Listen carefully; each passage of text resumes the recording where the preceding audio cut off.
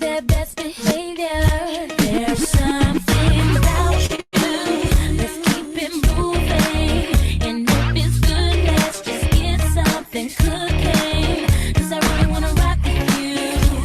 I'm feeling some connection to the things you do. I don't know what it is that makes me feel like this. I don't know who you are, but you must be some kind of superstar. 'Cause you got all eyes on you no matter where you are. You just make me wanna play.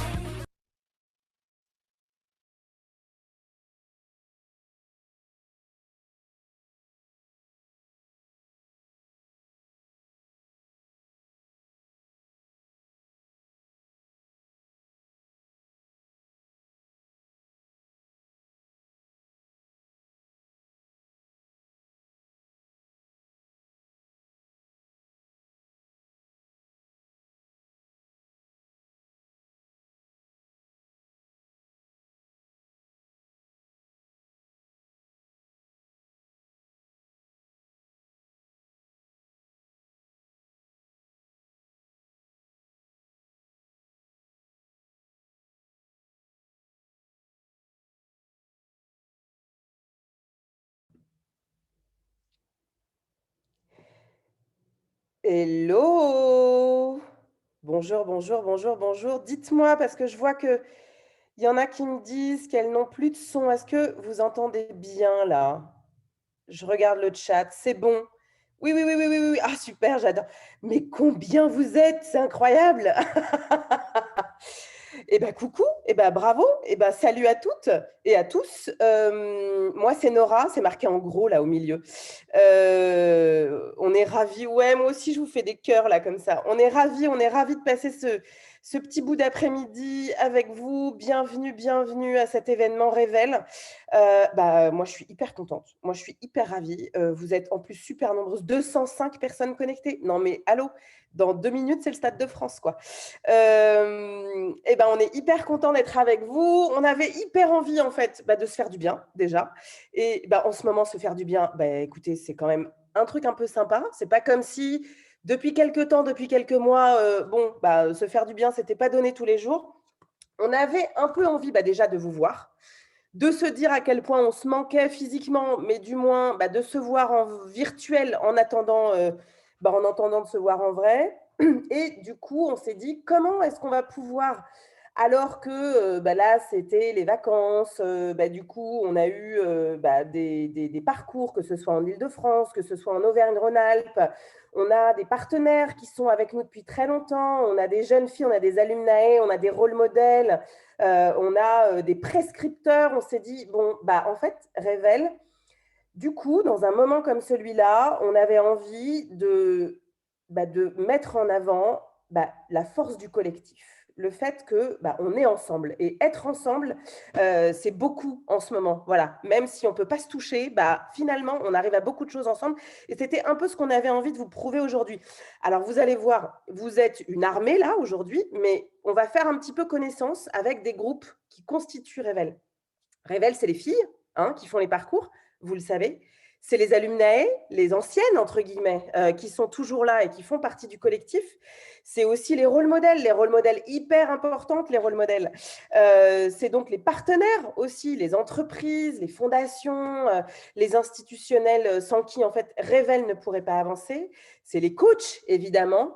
C'est les prescripteurs, les parents, les profs, les CPE, les associations qui font en sorte qu'à un moment, il y ait des filles qui croisent le chemin de Révèle.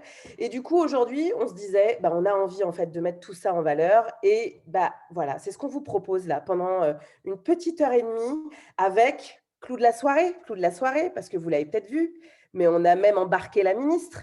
Donc, vous allez faire connaissance avec Elisabeth Moreno, qui a entendu parler de Révèle, vous le savez certainement. Ça faisait longtemps qu'on se disait, ce serait bien, Madame Moreno, que vous passiez une tête quand même, voir, parce que vous avez un parcours qui pourrait parler aux jeunes filles. Et voilà, on a réussi à faire en sorte qu'elle passe une tête et qu'elle passe nous voir. Et on finira du coup ce moment avec elle. Voilà, voilà, je vous ai à peu près annoncé le programme. Donc, les nouvelles promotions, on va leur faire la fête. Oui, il va y avoir des jeux, je ne vous ai pas dit. On va vous mettre un petit peu à contribution parce que la plupart d'entre vous, maintenant, vous connaissez bien le système Revel. Bah, on va vous tester un peu. Voilà. Donc, dans le chat, tout ça va se passer dans le chat. On va faire connaissance. On va faire en sorte, justement, de mettre en valeur des parcours, des engagements et l'idée de se dire, bon, voilà, ensemble, on va plus loin. Et des interviews, évidemment. Voilà, effectivement, des interviews. Vous allez découvrir des filles absolument dingues qui font partie du collectif Révèle depuis longtemps. Et la première d'entre elles, vous la connaissez tous, voilà, et toutes, hein, c'est Atina. Voilà, Madame Atina Marmora. Et dis donc, tu ouvrirais pas un peu ton micro pour nous faire un petit mot d'accueil? Bah oui, allez. Mais non, mais on t'entend pas. Bonjour Atina. Coucou Atina. Bonjour Nora, bonjour à toutes et à tous. Ravie d'être avec tout le monde ce soir dans ce moment de célébration. Comme tu dis Nora, on a aussi besoin de se retrouver et d'être dans des good vibes. Et alors du coup, ces good vibes, Atina, raconte-nous un peu justement qu'est-ce que ça va donner, pourquoi vous aviez envie avec Révèle justement de fêter un peu ce moment de collectif, cette dimension d'être ensemble. Pourquoi c'était important? Alors c'était important alors à plusieurs titres. Je pense que dans l'équipe, on a été assez… bon, voilà, on a traversé, on traverse encore une période de crise sanitaire avec toutes les répercussions qu'on connaît à la fois auprès de nos jeunes filles, mais aussi auprès de tout le monde. Et on avait envie de mettre à l'honneur la force du collectif parce qu'on s'est rendu compte cette année, plus que jamais, l'importance du faire ensemble. C'est-à-dire qu'on parle beaucoup de vivre ensemble. Chez Révèle, c'est le faire ensemble qui a été déterminant pour continuer coûte que coûte à assumer notre mission, en fait. Et ça, on n'aurait pas pu le faire seul. Comme tu l'as dit tout à l'heure, il y a nos partenaires, les prescripteurs, les alumnae, les rôles modèles, toutes ces personnes qui sont dans je dirais, la galaxie Révèle, et on avait envie de les célébrer. On avait aussi envie de faire la fête, en fait, dans l'équipe. Perso, c'est moi qui ai lancé aussi cette envie de fête parce qu'on en a besoin. On a besoin de se sentir connecté. Alors, c'est virtuel, mais la connexion, elle est là. J'ai pu la vivre cet après-midi, notamment avec les rôles modèles, et ça fait du bien, en fait. Donc il y avait tout ça. Et c'était important de créer un moment aussi pour faire connaître un petit peu, un peu plus c'est quoi Révèle, parce que de Révèle, souvent, on connaît les parcours qui sont un détail, je dirais, de toute l'association, mais qui est vraiment c'est ce parcours qui crée la transformation première, parce que je pense qu'un collectif, on crée un collectif. La force d'un collectif ne peut se faire que si on est fort individuellement. C'est-à-dire que le changement, il doit d'abord être intérieur, et c'est ce qu'on essaye d'opérer. En tout cas, on accompagne les filles à prendre conscience de ce qu'elles ont déjà, hein, parce qu'elles ont tout. On est juste là pour essayer de révéler tout ça et de créer un espace où elles prennent confiance en elles. Et c'est parce qu'on opère cette transformation intérieure que ça se construit ensuite en collectif et que les jeunes filles s'emparent du projet et qu'elles deviennent après alumnae, et on aura l'occasion de les entendre. Mais cette transformation qui est individuelle, elle s'opère chez toutes les parties prenantes, en fait. Tout le monde bouge. Il y a ce mouvement, ce jeu de miroir qui fait que, en faisant ensemble, on grandit ensemble. C'est presque une tectonique des plaques, ce que tu es en train de nous décrire. Ça. C'est un mouvement qui fait avancer tout le monde vers cette fameuse construction d'une société meilleure, avec plus de justice, plus inclusive, et bien évidemment avec beaucoup d'humilité. Hein. On est un petit peu comme le colibri qui participe, mais ça prend de l'ampleur, et on avait envie de partager ça avec un plus grand nombre de personnes et de le rendre visible, et de célébrer aussi les filles qu'on accompagne en fait, parce qu'on en est toutes fières et parce que quand on les accompagne, elles nous donnent aussi énormément. Et en tout cas, moi, ça me donne ça nourrit beaucoup d'espoir d'une société meilleure en fait, parce qu'elles sont elles sont la société de demain, elles sont les citoyennes de demain, elles sont les mères de demain, les collaboratrices de demain. Et du coup, voilà, ça donne de l'énergie et beaucoup d'espoir. Ouais, et puis surtout, ça donne dans un moment qui est quand même pas simple à traverser en ce moment pour beaucoup d'entre nous, en fait, des raisons d'espérer parce qu'on voit que petit à petit, une petite brique après l'autre, les choses changent et voilà. Déjà, se changer soi-même, c'est aussi changer un peu les autres, c'est changer son monde et si on met tous un petit peu notre petite pierre à l'édifice, forcément, le monde changera. Mais Atina, je te propose, puisque du coup, tu parlais des filles, parce que vous le savez, hein, à chaque vacances scolaires, on a donc des parcours pour celles et ceux qui ne connaissent pas Revel, et vous allez donc faire connaissance avec ces filles. Donc, depuis maintenant 7 ans, Atina, c'est ça? Ah oui, c'est ça, un peu plus de 7 ans ouais, qu'on existe. 7 ans. Un peu plus de 7 ans. Donc, à chaque vacances scolaires, il y a des parcours qui durent sur une semaine. Les filles sont encadrées par des coachs. Alors, c'est implanté maintenant depuis plusieurs années en Île-de-France, enfin depuis 7 ans en Île-de-France. Et depuis l'année dernière, l'année dernière, vous êtes en Auvergne-Rhône-Alpes aussi. Et là, du coup, dans cette idée de faire la fête et de faire connaissance avec les jeunes filles, on voulait aussi justement vous permettre de les rencontrer, ces jeunes filles qui ont fait le parcours.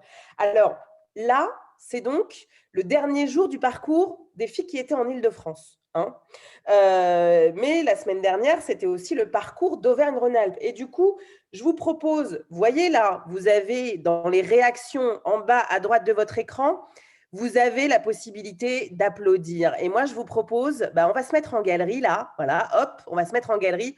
Et je vous propose d'applaudir les filles. Voilà, donc allez-y, mettez toutes des réactions, soit sur le côté dans le chat, soit en mode applaudissement, voilà, en galerie. Et je voudrais qu'on fasse connaissance parce que pour ça, mesdames qui n'avaient pas fait ce parcours cette semaine, est-ce que vous pourriez éteindre votre vidéo?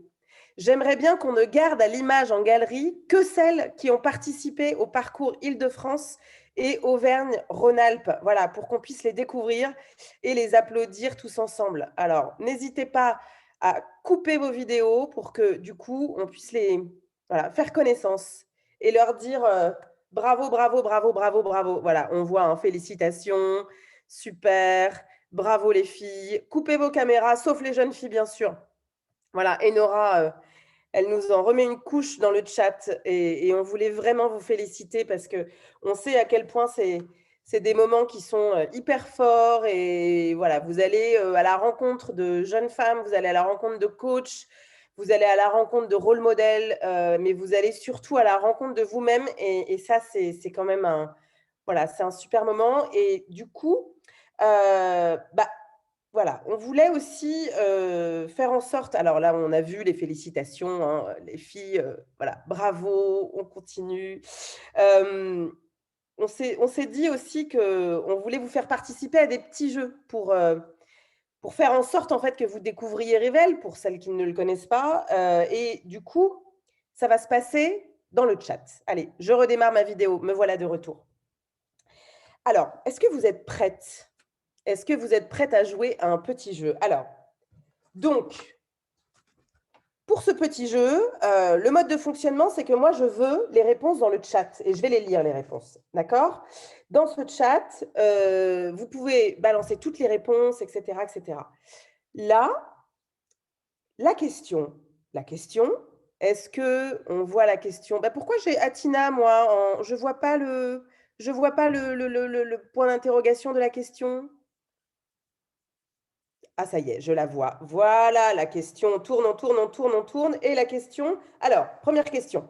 Sur un parcours, alors sur la base d'un parcours en Île-de-France en présentiel avec 2 promos, combien de personnes différentes interviennent-elles sur le parcours? Allez, hop, un chiffre. Hop, hop, hop, hop, hop, hop. Alors, Véronique nous dit 200, Chimène nous dit 7, 150, 10. Oh là là, ça va vite. 35, 52, 25, 20, 70, 40, 30, 150, 35, 16, 400, Barbara, 400, 350. Amiel nous dit 80. Ah, Sandrine nous dit 120. Nafouanta. J'ai vu un 29 000. J'arrive même pas à lire le chiffre tellement ça va trop vite. Yasmine, 19 000 pour Yasmine. Non, mais écoute, Yasmine, mais 19 000 personnes, voyons. Allez, hop, hop, hop, hop. La roue tourne. C'est bon? On arrête? Tadadada. C'est parti. Figurez-vous qu'il y a 230 personnes qui interviennent sur un parcours. 230, c'est 70 jeunes filles. Hop, 70 jeunes filles, 12 coachs, 50 rôles modèles, 24 référents, 10 personnes dans l'équipe, 9 personnes sur la logistique et 55 parents. Voilà, 230 personnes. Vous imaginez le bazar d'organisation pour faire coïncider des agendas sur une semaine comme ça. Voilà, donc on voulait vous donner un petit peu des billes parce que vous ne connaissez pas forcément l'arrière-cuisine en fait de Révèle. Là, on est là, on célèbre le collectif, on fait en sorte de se dire qu'on se fait plaisir, on fait connaissance, mais derrière, c'est une énorme organisation et on voulait vous donner quelques petites billes de ce genre. Donc, vous voyez, c'est pas un petit peu. Alors, justement, on voulait faire connaissance avec quelques-unes des jeunes filles de ces parcours. Alors, est-ce que Nouzlat est là? Nouzlat, elle est à l'UNAE. Fleur, elle fait partie du parcours de Lyon. Et Lina, elle fait partie du parcours Île-de-France. Est-ce que vous êtes là? Mais oui, qu'elles sont jolies. Hop, salut les filles, comment vous allez? Bien et toi? Ben, ça va bien, moi je suis avec vous là, c'est sympa, il fait beau, on se fait plaisir et puis on rencontre des super personnes, donc je suis ravie. Alors, racontez-moi un petit peu comment ça s'est passé, enfin, qu'est-ce que ça a révélé pour vous, peut-être Nouzat et Lina, vous avez fait le parcours cette semaine, non, Fleur, pardon. Fleur et Lina, vous avez fait le parcours cette semaine. Qu'est-ce qui vous a marqué sur cette semaine? Racontez-moi. Fleur, peut-être. Tu commences? Bah, moi, je n'ai pas fait le parcours cette semaine, je l'ai fait la semaine d'avant. Ah oui, la semaine d'avant, pardon. Oui, parce que du coup, tu es en Auvergne-Rhône-Alpes, tu vois, moi, je ne suis pas. C'était la semaine dernière, pardon. Donc, Fleur, qu'est-ce que tu as retenu de ce parcours? Beaucoup de force et de confiance en l'avenir. Ça donne vraiment envie d'avancer et d'aller dans le futur. D'aller dans le futur. Comment tu es arrivée au début de ce parcours? Est-ce que tu te souviens? Si tu avais peut-être un qualificatif, un adjectif, comment tu es arrivée? Très méfiante parce que je ne savais pas du tout à quoi m'attendre et je croyais pas que ça pouvait m'aider. Ah ouais? Tu croyais pas que ça pouvait t'aider? Tu n'avais aucune idée de ce que c'était? Si, mais quand j'ai eu Floriane au téléphone qui me disait qu'elle allait avoir confiance en moi et que ça allait aller mieux, j'y croyais pas du tout. Tu n'y croyais pas du tout. Et à quel moment tu as senti que les choses bougeaient, Fleur? Dès le premier jour, parce que c'est de la bienveillance, on nous donne des clés pour avancer et on se sent écouté et c'est incroyable. Parce que quand tu dis que c'est de la bienveillance, on se sent écouté, tu dirais que globalement, on évolue dans une société où c'est pas évident comme sentiment? Oui, pour ma part, je trouve que c'est compliqué. Ouais, d'accord. Et qu'est-ce qui t'a marqué sur cette semaine, du coup, que tu as passée? Bah, je dirais l'évolution qu'il y a à faire en si peu de temps. L'évolution, alors ça a coupé un peu, donc j'entends l'évolution, la manière dont tu as évolué en si peu de temps. Yasmine demande quel âge vous avez. Fleur, tu as quel âge? 18 ans, 18 ans, super. Et tu es du coup en quelle classe alors? On a un petit souci de connexion avec Fleur, donc on va revenir. l'année après le bac, mais j'ai fait pas d'études. D'accord, tu es après le bac et tu ne fais pas d'études. On a un petit problème de connexion. Lina, toi, tu as fini donc la semaine en Île-de-France. Ouais, C'est bien ça? ouais, c'est Quel ça. âge tu as, Lina? J'ai 18 ans aussi. Tu as 18 ans aussi. Donc, et toi, qu'est-ce que tu fais du coup? Là, je suis en première année d'éco-gestion, mais justement, j'ai envie de me réorienter. Et c'est pour ça que je suis venue dans le parcours aussi pour apprendre à mieux me connaître et être sûre de mon futur choix. D'accord. Mhm. Et alors, du coup, C'était vraiment ça, toi, qui t'a conduit à arriver dans le parcours Révèle? Raconte-nous un petit peu comment tu es arrivée. Bah, moi, en fait, de base, je fais de l'associatif et il y a une personne de l'association, en fait, qui m'a parlé de Révèle. J'étais un peu mitigée parce que j'avais déjà fait, quelques exercices, d'orientation, tout ça. Ça a jamais vraiment marché, mais franchement, je regrette pas du tout d'avoir intégré, le parcours et j'en tire que du positif, vraiment. Parce que quand tu dis, Lina, que du positif, qu'est-ce que tu en tires? Alors, déjà de la confiance en moi parce que, cette année, du coup, à la fac, je l'ai un peu mal vécue. J'avais pas trop confiance en moi vu que c'est plus ce qui me correspondait. Hem, j'ai connu des filles, avec qui je me suis très bien entendue et avec qui je pense je vais garder contact, donc je suis très contente. Les intervenantes aussi, elles m'ont beaucoup, beaucoup aidée. J'ai pu poser toutes mes questions et les coachs, bien sûr, qui étaient là autant psychologiquement, mentalement, dans tout, en fait et elles nous ont vraiment aidés donc que du positif, vraiment. Mmh. C'est quel moment qui t'a le plus marqué cette semaine, du coup, Lina? Moi, je dirais les interventions avec, les rôles modèles. Mmh. Et bah, les intervenantes, je sais plus comment elles s'appellent. C'est pas grave, c'est pas grave. Ouais, bon. Bah, du coup, les personnes enfin, j'ai pu rencontrer 3 femmes qui font le métier que j'aimerais faire Et c'est en quoi? l'espace de 2 jours. Du coup, bah, j'ai pu leur poser toutes mes questions et c'était pour moi les meilleurs moments et elles m'ont inspirée et je suis Mmh. contente. Tu peux nous dire, du coup, ce que c'est que ce métier que tu as envie de faire? DRH dans le domaine de la RH, des ressources humaines. Trop bien, trop bien, trop bien. Et ça, tu dirais que ça quoi? Ça a créé en fait des ouvertures, ça t'a ouvert un peu l'horizon, qui était Mmh. peut-être un peu plus bouché sur ton orientation et au-delà, du coup, ça t'a permis de prendre un peu confiance en toi? Ouais, c'est ça, parce qu'en fait, dans ma vie au quotidien, je connais pas du tout de personnes en ressources humaines, sauf, une cousine, mais elle est encore en études et tout, donc c'est pas concret, quoi. Et là, vraiment, bah, elles m'ont même donné leur contact, je peux leur poser des questions si besoin, donc vraiment, et déjà pendant les sessions, j'ai pu leur poser déjà toutes mes questions, donc je suis très contente. Mmh. Et donc là, tu te sens comment? Là, déjà, je me sens plus certaine de mon futur choix et sereine et j'espère que ça va le faire, du coup. Mais oui, ça va le faire, évidemment, ça va le faire. Merci. Nouzlat, toi, tu es alumnae. Alors explique-nous, c'est quoi une alumnae? Du coup, moi, j'ai fait le parcours, Révèle en février 2016 et du coup, depuis 2016, je fais partie de cette grande famille et du coup, je suis alumnae, donc ancienne et j'interviens sur les parcours en partageant mon parcours. Je participe aux sorties qui sont proposées par Révèle et surtout, bah, je profite du bon moment qu'on passe tous ensemble et de cette force, qui se retrouve chez Révèle. Voilà. Mmh. Tu as quel âge toi, du coup, Nouzlat? J'ai 20 ans. Tu as 20 ans, donc tu as fait le parcours, tu en avais, 16? J'étais J'étais en en 3e. 3e, j'avais 14 ans. Oui, Vous voyez, je suis nulle en maths. c'est ça. Qu'est-ce que tu dirais que ça t'a transformée? Complètement, ça m'a beaucoup transformée parce que quand j'étais en 3e, j'étais une fille assez réservée, très timide, qui osait pas du tout prendre la parole et lorsque j'ai découvert ce parcours, lorsque j'y ai pris part, en fait, j'ai découvert, quelque chose qui était en moi, qui était vraiment enfui.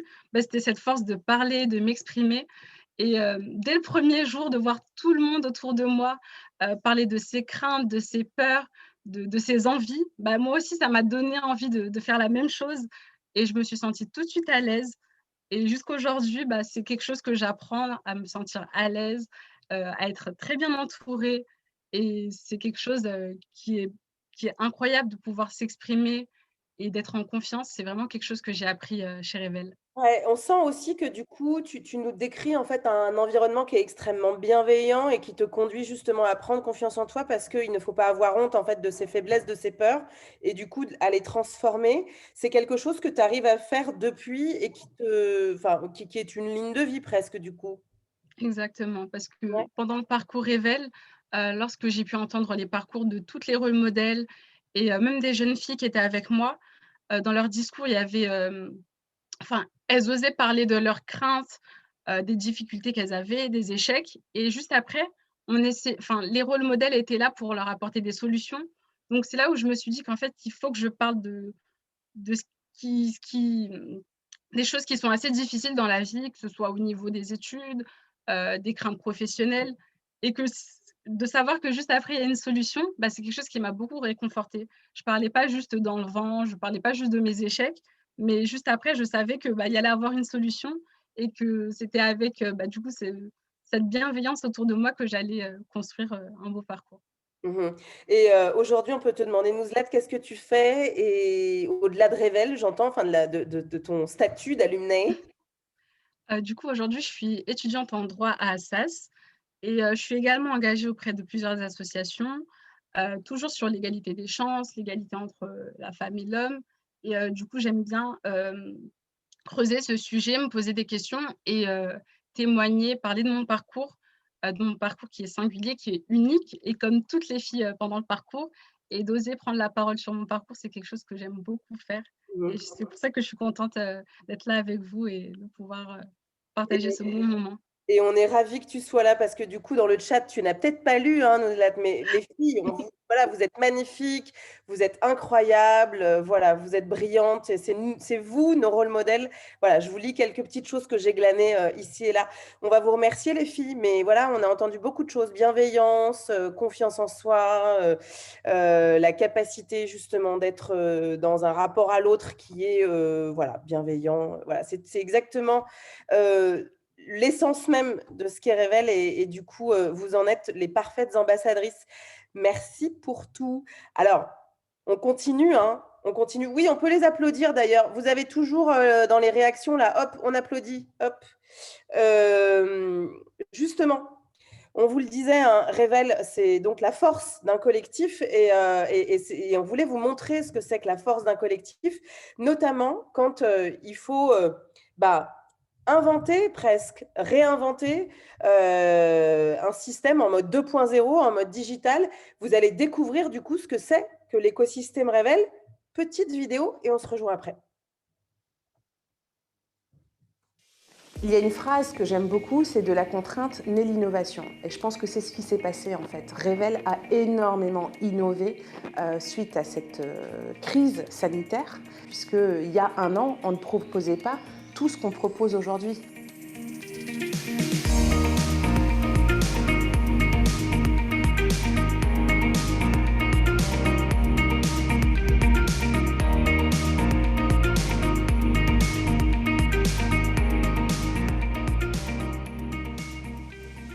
La force du collectif, on l'a vu en fait chez Révèle pendant cette période. Tout le monde, les différentes parties prenantes, ont eu un rôle à jouer dans le fait de pouvoir continuer à accompagner notre public. Les coachs ont participé à toute la digitalisation des différents parcours, que ce soit le parcours Révèle, que ce soit les coachings collectifs, les coachings individuels, tout a été digitalisé et elles ont été présentes, elles ont été impliquées et elles se sont formées pour être en capacité d'assurer la même qualité d'intervention auprès de notre public. Il y a eu également nos partenaires prescripteurs qui nous ont aidés aussi à continuer de sourcer, de trouver les jeunes filles qui en avaient le plus besoin. Dans un moment comme celui-là où les écoles ont à un moment donné été fermées, où on n'avait plus le même accès en fait aux jeunes filles, nos prescripteurs, les lycées, les centres d'action sociale, les missions locales ont su s'adapter, ont su être des relais pour identifier les jeunes filles qui en avaient le plus besoin. Il y a eu aussi nos partenaires entreprises qui ont été présents en fait, présents aussi bien pour continuer de mobiliser en interne des rôles modèles qui, à distance, ont été en contact avec nos jeunes filles, qui ont adapté leurs modalités d'intervention, qui ont été là aussi pour nous soutenir, notamment pour permettre à des jeunes filles d'avoir accès à un ordinateur. Il a fallu également que l'équipe en interne se forme aux outils digitaux et on est encore en train d'essayer de s'améliorer sur ce point. Toutes les parties prenantes ont été mobilisées et ont joué le jeu parce qu'il y avait quelque chose en commun, c'était cette volonté de permettre à ces jeunes filles, coûte que coûte en fait, de pouvoir continuer à rêver, à voir l'avenir en positif, à trouver des ressources. Voilà, c'est le cœur de Révèle et là on a vu que tout le monde était là pour nous aider à accomplir notre mission. Du coup, j'étais très mitigée, je ne savais pas du tout à quoi m'attendre. Et au final, vous avez réussi à faire un truc dynamique où on a pu rencontrer plein de monde, jamais être avec les mêmes personnes. Et si tous les cours en visio étaient comme ça, ce serait incroyable. Je me suis rendu compte de beaucoup de choses sur moi-même et je me suis vraiment découverte. Et ce grâce à Révèle. Franchement, merci beaucoup. Vous m'avez accueilli vraiment à bras ouverts en fait. C'était merveilleux vraiment. Donc, si je peux ramener d'autres jeunes filles parce que je sais que ça va leur servir, je vais commencer le taf dès demain, je pense. Et maintenant, je repars avec cette petite graine de confiance en moi qui va pousser tout au long de ma vie. Je repars avec plein d'outils pour la faire grandir petit à petit. Et franchement, par rapport au début de la semaine, la plante, elle est déjà en train de pousser.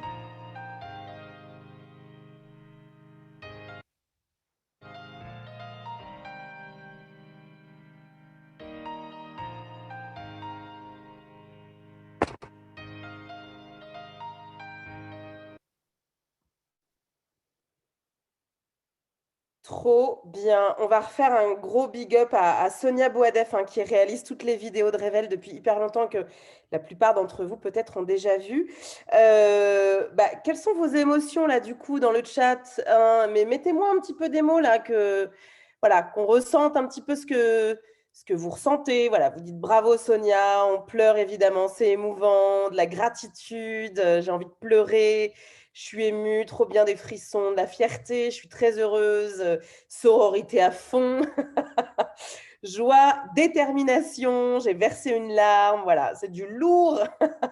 Voilà, vous rayonnez toutes, sérénité et émue pour ces jeunes filles, ouais, top. C'est vrai qu'on est ému parce que on voit à quel point tout ceci permet une véritable transformation en l'espace de quelques jours.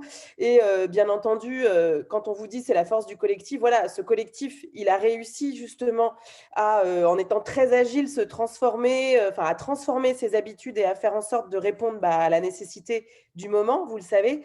Et dans ce collectif, il y a les partenaires. Et du coup, voilà, petit jeu encore. Hop, on fait tourner la petite roue. On va poser une question. À votre avis, hop, on tourne. Combien y a-t-il de partenaires chez Révèle? Voilà. Les partenaires, vous savez, c'est les institutions, c'est les entreprises. Voilà, il y a tout ça. Alors, on me dit 1000, 300, 120, oh là là, il y en a qui 200, 300, 600, etc., etc. Alors, attention, tac, 300, 550, 1400.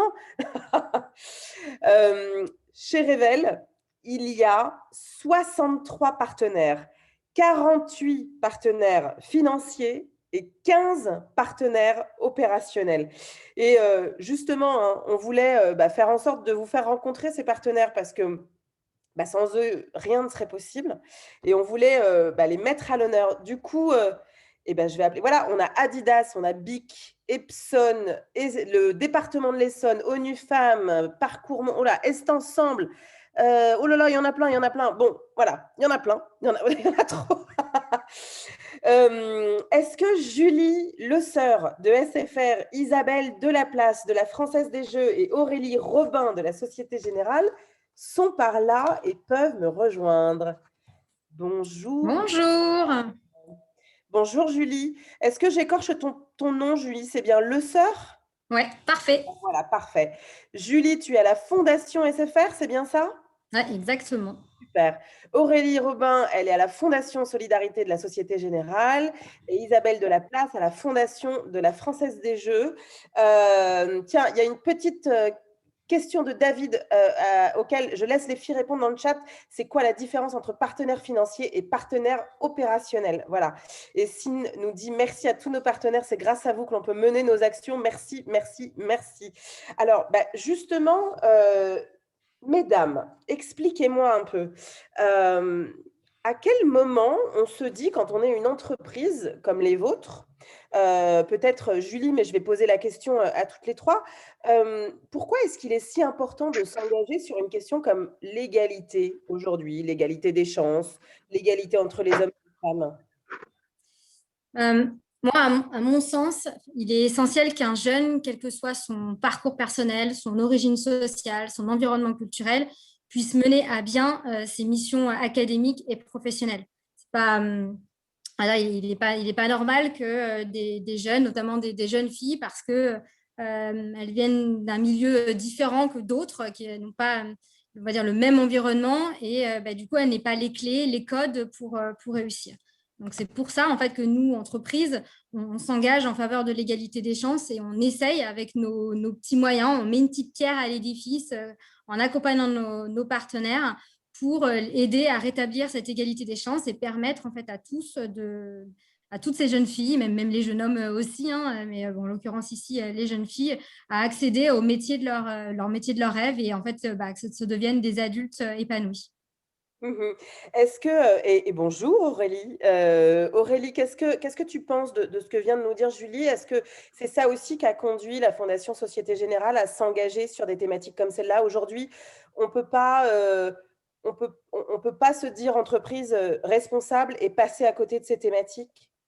Oui, tout à fait. Bah, nous, au niveau de la Fondation Société Générale, on agit sur 2 axes, que sont l'insertion professionnelle et l'insertion par l'éducation. Et donc, logiquement, les questions d'égalité des chances, de diversité, d'inclusion sont inhérents à nos choix, aux choix des partenaires et à l'investissement à la fois, nos engagements à la fois financiers et humains auprès de ces associations qui œuvrent au quotidien au plus proche des publics bénéficiaires.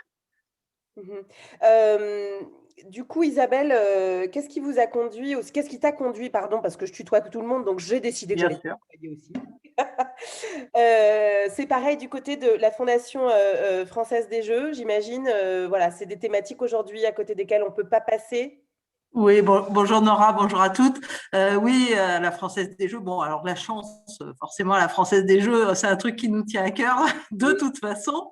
Et puis, l'égalité des chances, plus sérieusement, c'est majeur et c'est quand même dégradé depuis quelque temps déjà, et ça devient de plus en plus compliqué pour tous de pouvoir saisir son égalité. Ce qui m'a frappé, on a entendu toutes ces jeunes filles qui parlent de manque de confiance, et c'est pas que les jeunes filles, la confiance, elle est difficile à acquérir dans notre société, et c'est vrai qu'à la Française des Jeux, on a ce souci de l'égalité des chances. Alors, c'est saisir sa chance et saisir toutes ses chances en réalité, parce qu'au cours de la vie, il y en a beaucoup à saisir, et nous aussi, comme l'évoquait Aurélie à l'instant, c'est des plus jeunes, de l'apprentissage, de l'éducation, de l'apprentissage je sais pas, de la lecture, même avant, avoir suffisamment de vocabulaire dès le début, et puis jusqu'à l'insertion à l'emploi. L'orientation est quelque chose de majeur, on a entendu toutes ces jeunes femmes en parler à l'instant, et puis il y a saisir ses secondes chances, parce que dans la vie, parfois, on a des accidents aussi,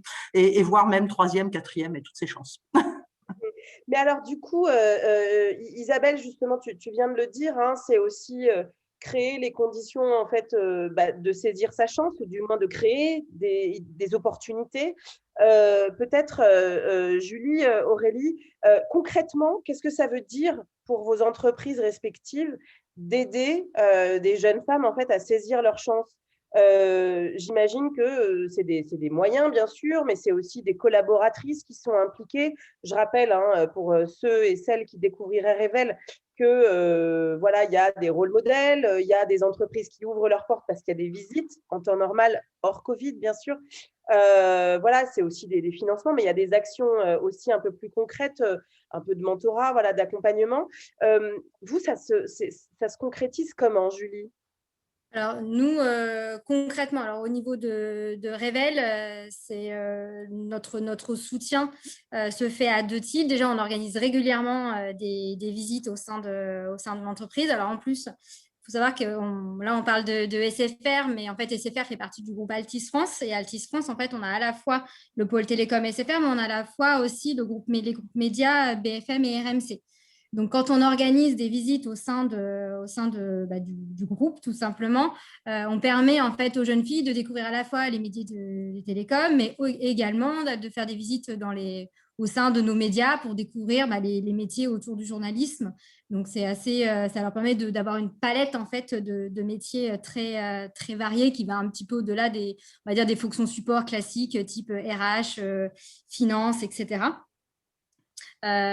Ensuite, comment on peut les aider? Évidemment, il y a toutes les salariés en fait qui se mobilisent. Nous, en général, c'est une trentaine de salariés qui se mobilisent chaque année, soit au travers des parcours, soit en tant que jury, ou c'était l'an dernier, hein, mais lors des visites d'une journée pour faire découvrir le métier. En fait, après, on fait comme on peut. En fait, et là, avec la crise notamment, on essaye d'aider comme on peut Revel. Typiquement, nous, SFR, on est également engagé en faveur de l'inclusion numérique depuis une dizaine d'années avec un partenaire majeur qui s'appelle Emmaüs Connect. Et on a organisé, quand il y a eu les premiers confinements qui a révélé en fait cette fracture numérique, on a très vite réagi et on a fait don de milliers, voire des centaines de milliers de recharges prépayées. Et en fait, et de dons de matériel informatique. Et on a notamment fait en sorte que Revel et que les jeunes filles puissent bénéficier de matériel informatique.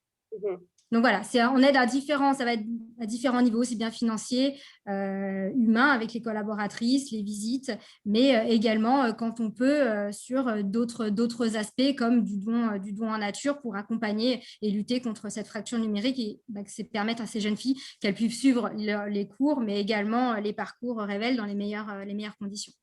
Parce que ce qu'on entend bien, effectivement, Julie, c'est que quand on est partenaire d'une association comme celle-là, voilà, on n'est pas juste un partenaire, on peut être un partenaire financier, mais là, en fait, il y a un engagement qui fait que dans une situation d'urgence, typiquement, ça veut dire qu'il y a un lien direct et on a cette problématique-là et comment est-ce qu'on peut vous aider? C'est quelque chose, en fait, on est dans l'humain presque, c'est-à-dire que c'est vraiment un lien qui est fort. Réel, quoi. Ouais. Ouais, c'est un lien qui est fort.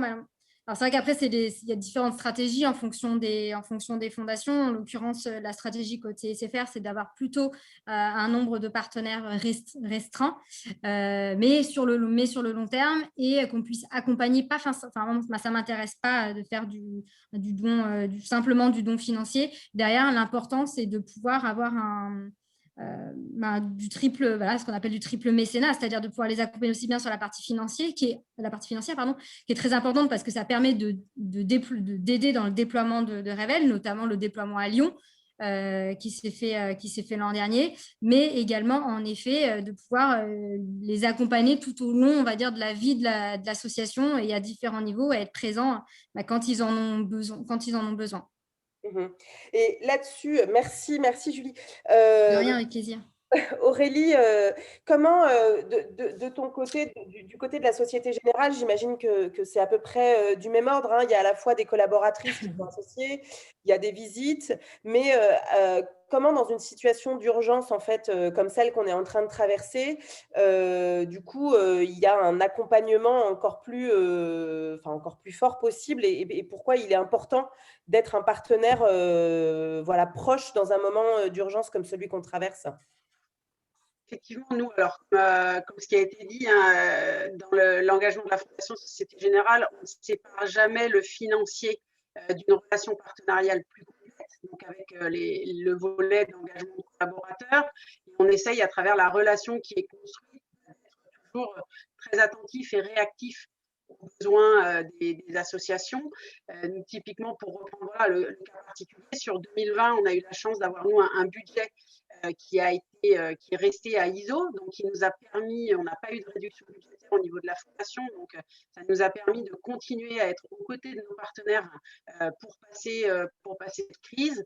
Et puis, à côté de ça, il y a eu effectivement des actions d'urgence. Alors, nous, on n'est pas SFR, on n'a pas pu équiper les jeunes, mais on part du collectif, on a participé notamment à l'action Connexion d'urgence, qui a aussi permis d'équiper des jeunes. Donc, c'est effectivement cette force du collectif pour répondre au mieux, en fait, aux besoins des associations. Nous, la spécificité, donc les collaboratrices, il y a eu, on parlait de la digitalisation du parcours et de ce que ça a représenté pour l'équipe. Ça a été le cas aussi pour nous, puisqu'en fait, on avait également reçu un groupe de jeunes filles en visite l'année dernière dans les tours de Société Générale.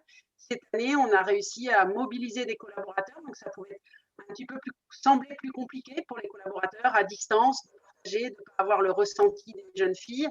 Au final, les collaboratrices ont joué le jeu. On a de nouveau une journée entreprise en février qui a mobilisé plus de 15 collaboratrices en interne et le collectif a fonctionné malgré tout. Le petit point différenciant, c'est qu'on a essayé, nous, d'essayer aussi de créer du lien entre nos associations, donc toujours cette force du collectif, et on a réussi donc, entre les différents confinements, mais on avait proposé à Revel de participer au festival Empower en septembre dernier.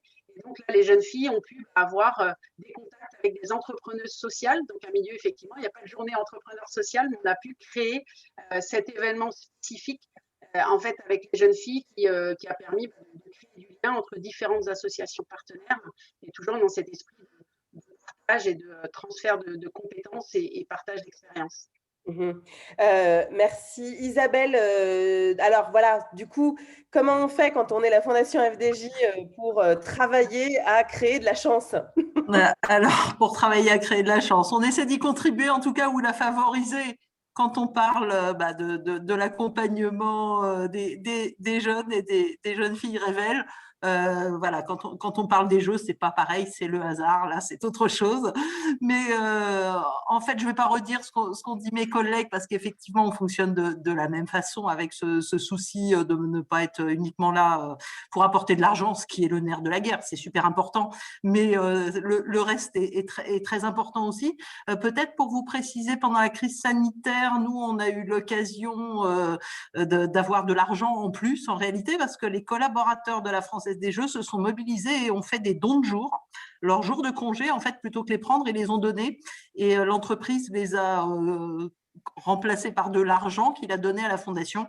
Et ça nous a permis, nous, de financer quelque chose de spécifique. On a financé en fait pour des jeunes filles qui avaient des difficultés psychologiques pendant la crise liées à ce qui se passait, aux problèmes de santé, aux problèmes dans leur famille, au stress qu'elles ont pu vivre, à la peur de l'échec scolaire. On a financé des heures d'accompagnement individuel pour des jeunes filles qui en avaient spécifiquement besoin.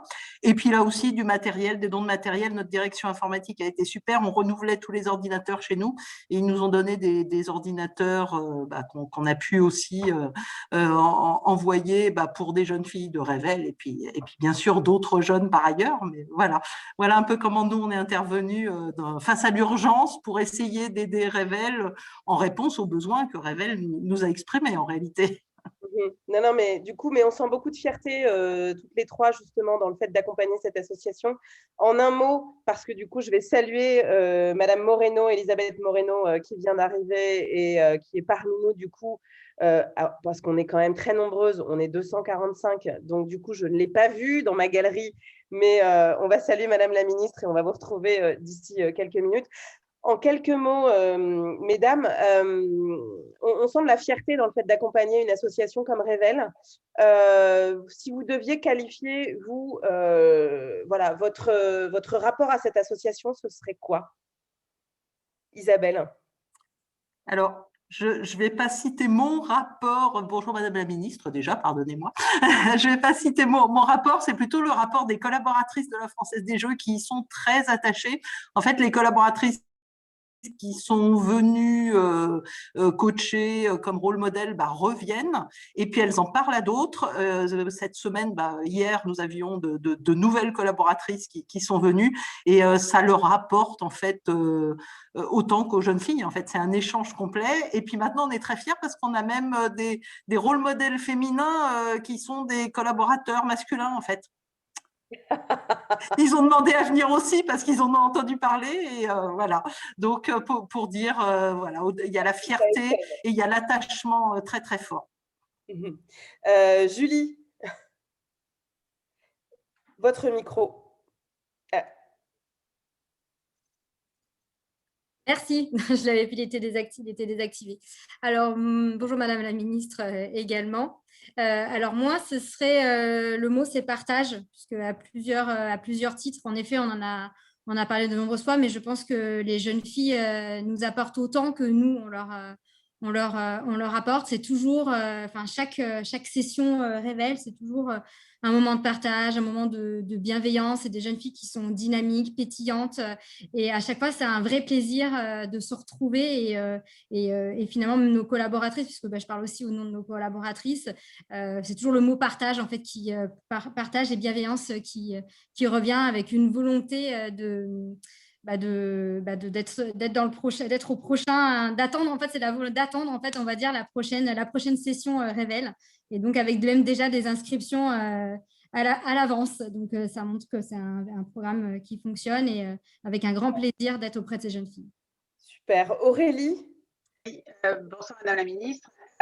Donc, nous, pareil, je dirais, pour ne pas répéter, mais parce qu'il y a beaucoup de choses qui ressortent de ces journées, révèle effectivement, je dirais énergie, parce qu'effectivement, cette énergie des jeunes filles est communicative et donc réciproque, parce que je pense que les collaboratrices, effectivement, retirent aussi une très grande satisfaction et fierté d'avoir partagé leur parcours, d'avoir des retours aussi positifs et très enthousiastes des jeunes. Donc finalement, tout le monde en ressort très, très reboosté et très, très motivé. Donc c'est voilà. Merci, on va vous remercier toutes les trois et merci de votre soutien comme toujours et qu'on espère donc sur le long terme. Mais justement, hein, on voulait, parce que de fait, ce soutien, vous le savez, il est absolument essentiel, surtout dans une période comme celle qu'on traverse, hein, vous l'avez entendu. Mais justement, on voulait faire en sorte que de rencontrer certaines rôles modèles. Donc Julie, Aurélie et Isabelle nous ont parlé en fait de l'attachement des collaboratrices de chacun des groupes à travailler avec Révèle et on voulait justement faire connaissance avec certaines d'entre elles. Alors, allez, petit jeu, rapidement. Tac, tac, tac, tac. Combien Allez, question, hop, voilà. Combien y a-t-il de rôles modèles activement impliqués dans la communauté Révèle? Hop, allez, 500, 200, 300, 400, 600, 150, 400. Ah ouais, vous allez très très loin, mais on n'est pas loin, on n'est pas loin. Allez, je donne la réponse. Je donne la réponse parce qu'on est un petit peu en retard. Donc, je sais que l'agenda de Madame la Ministre est un peu contraint. Hein. Donc, on va tâcher de récupérer un petit peu. Allez, réponse. Nous avons 400 rôles modèles activement impliqués dans la communauté Révèle sur une année. Est-ce que vous vous rendez compte? Voilà. Donc, on va les remercier. Hein. Vraiment, sans vous, ce ne serait pas possible. Et on sait à quel point ces moments que vous partagez avec les jeunes filles sont absolument fondamentaux pour elles. Et du coup, on voulait faire en sorte de rencontrer 3 rôles modèles. Moufida Herzi de chez Orpea, Sophie Griffin de Vinci et Christelle Champion d'EDF. Est-ce que vous êtes par là? Hop, venez à moi. Moufida est arrivée.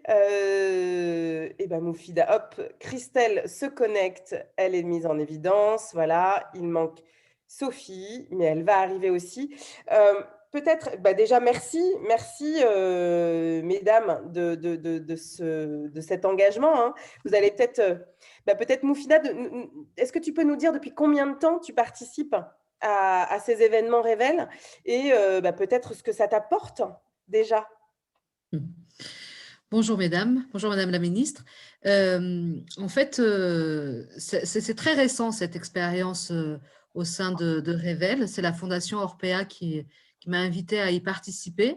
Ça m'apporte beaucoup de plaisir et de légitimité en fait. C'est le sentiment de pouvoir enfin rendre l'accompagnement que moi j'ai pu avoir tout au long de mon parcours pour arriver à la carrière que j'ai aujourd'hui. Et du coup, la possibilité de rendre à ces jeunes filles un accompagnement et modestement et de pouvoir les accompagner et de pouvoir faire en sorte qu'elles continuent à rêver et surtout de combattre les barrières, les limites que la société nous continue à nous mettre, nous les femmes. Et ça, tu sens que c'est quelque chose en fait dont elles ont besoin. Enfin, c'est ça que tu ressens quand tu échanges avec les jeunes filles? Oui, effectivement, elles ont besoin qu'on les rassure sur le fait que les rêves sont malgré tout accessibles, qu'elles peuvent penser une carrière professionnelle, une vie aussi personnelle, l'un ne va pas sans l'autre, qu'elles peuvent y accéder à condition de ne pas baisser la garde et d'avoir en face d'elles des personnes qui ont réussi, qui ont été modèles. Et c'est là notre avantage, pouvoir apporter effectivement cette expérience-là, se dire que nous aussi, on a eu des expériences parfois compliquées. On n'est pas toutes nées avec un réseau professionnel autour de nous ou familial. On est pour certaines nées dans des quartiers ou nées au sein de communautés. Et il ne faut pas se leurrer, on est des femmes, donc rajouter entre guillemets ces désavantages, entre guillemets, hein, parce que je ne les considère pas forcément comme des désavantages pour moi, mais ça peut en tout cas paraître comme des désavantages et du coup, leur montrer que non, que nous pouvons nous battre, combattre quotidiennement ces fameux désavantages et puis réussir à réaliser leurs rêves. Donc oui, elles en ont besoin, je pense. Christelle, c'est ça aussi de ton côté, c'est l'idée de faire en sorte qu'on s'autorise à rêver et se parler finalement un peu à la petite fille qu'on était à 15 ans, enfin la jeune fille qu'on était à 15 ans, en se disant, si j'avais eu moi l'opportunité d'entendre que rêver c'est possible et qu'on peut accéder à ses rêves, ça aurait été beaucoup. Oui, bonsoir à toutes déjà, mesdemoiselles et madame la ministre. Je suis ravie, moi, de pouvoir témoigner. Alors, réaliser ses rêves, je pense qu'effectivement, c'est toujours possible avec une valeur clé que j'ai entendue à plusieurs reprises et que j'aime bien, qui passe par la confiance en soi. Je crois qu'avoir confiance, se faire confiance, pour moi, c'est vraiment la clé de tout. Et en tout cas, m'engager à vos côtés, à côté d'Audrey, donc, qui est à Lyon, puisque donc, moi, je suis en Auvergne-Rhône-Alpes, hein, je représente le groupe EDF, je suis responsable de la diversité et de la RSE pour EDF en région.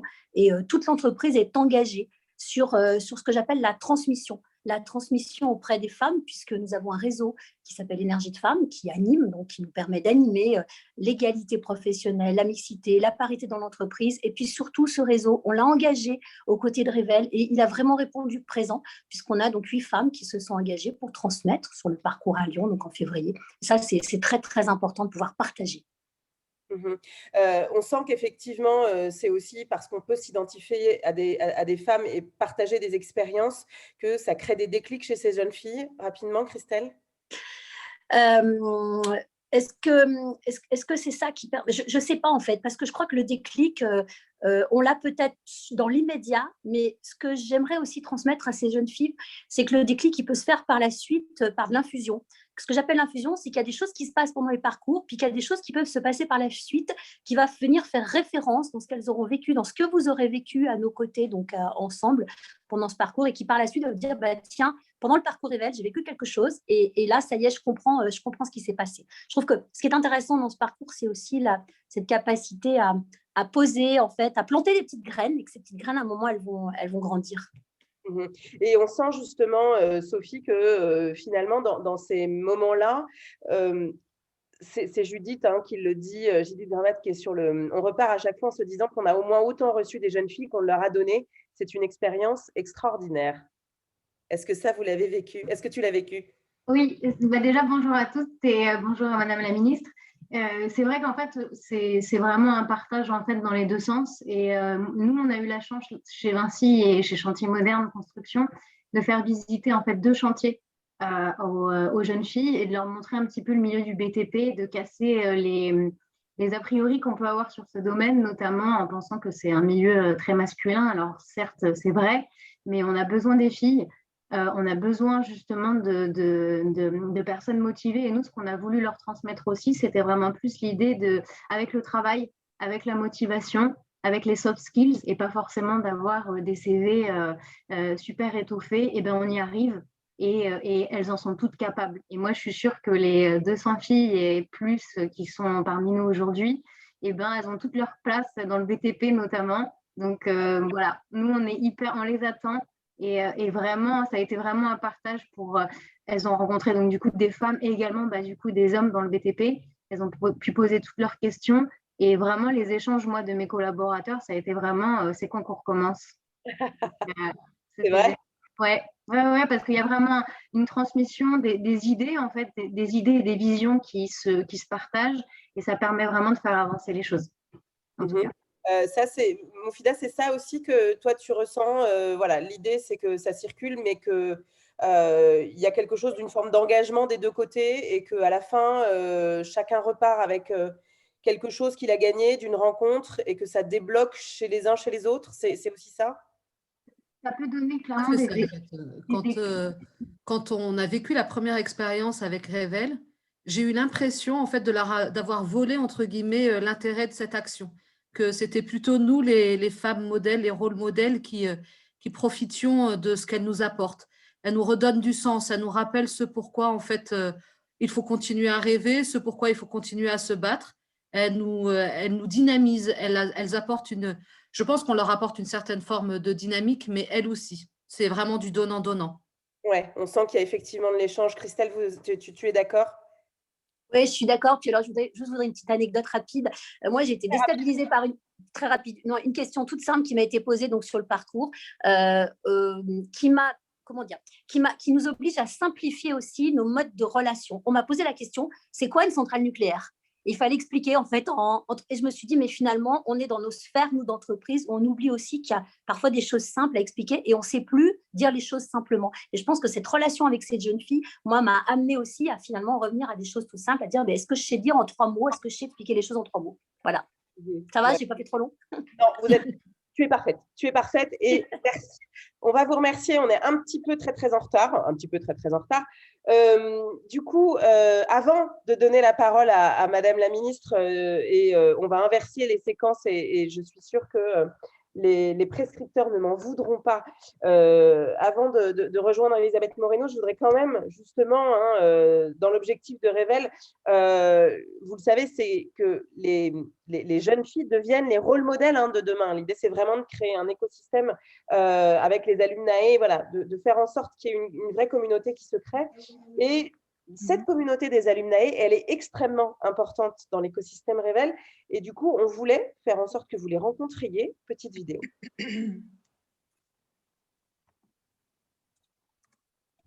Hop. Pour moi, Revel, c'est une sororité où on s'entraide, on se pousse vers le haut. Pour moi, c'est une communauté, une famille. Du partage, de l'apprentissage, De la bienveillance. de la découverte, le respect, confiance en soi, de l'amusement, De l'écoute. du bonheur, des rencontres, l'amitié et des sourires. Revel, c'était le début, c'était un départ. Et s'il n'y avait pas eu Revel, je crois que jamais de ma vie, j'aurais pu connaître ce que j'ai aujourd'hui. Revel, c'est une association qui accompagne depuis 2013 Des jeunes filles de 14 à 20 ans, comme moi. comme moi, Comme moi, venant majoritairement de milieux modestes, pour les aider à prendre confiance en elles et à trouver un projet d'orientation épanouissant qui correspond à leurs valeurs et à leurs rêves. À travers des programmes pédagogiques gratuits et en dehors des temps scolaires. Et c'est à Paris et à Lyon. Et c'est que le début. Pour Revel, l'égalité des chances passe d'abord par l'égalité des rêves. L'égalité, elle est importante. Et Revel, elle fait en sorte de nous permettre cette égalité-là. Il ne faut pas avoir peur de rêver, mais au contraire, il faut se donner les moyens de réussir. Il ne faut pas s'auto-censurer. C'est pas parce qu'on est une fille qu'on ne peut pas réussir.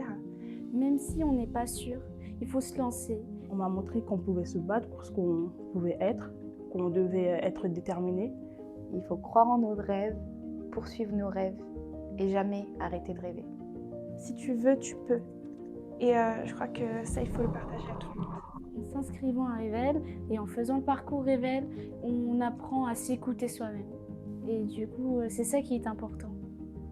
Il faut juste trouver justement son talent pour montrer son potentiel et le partager à tout le monde.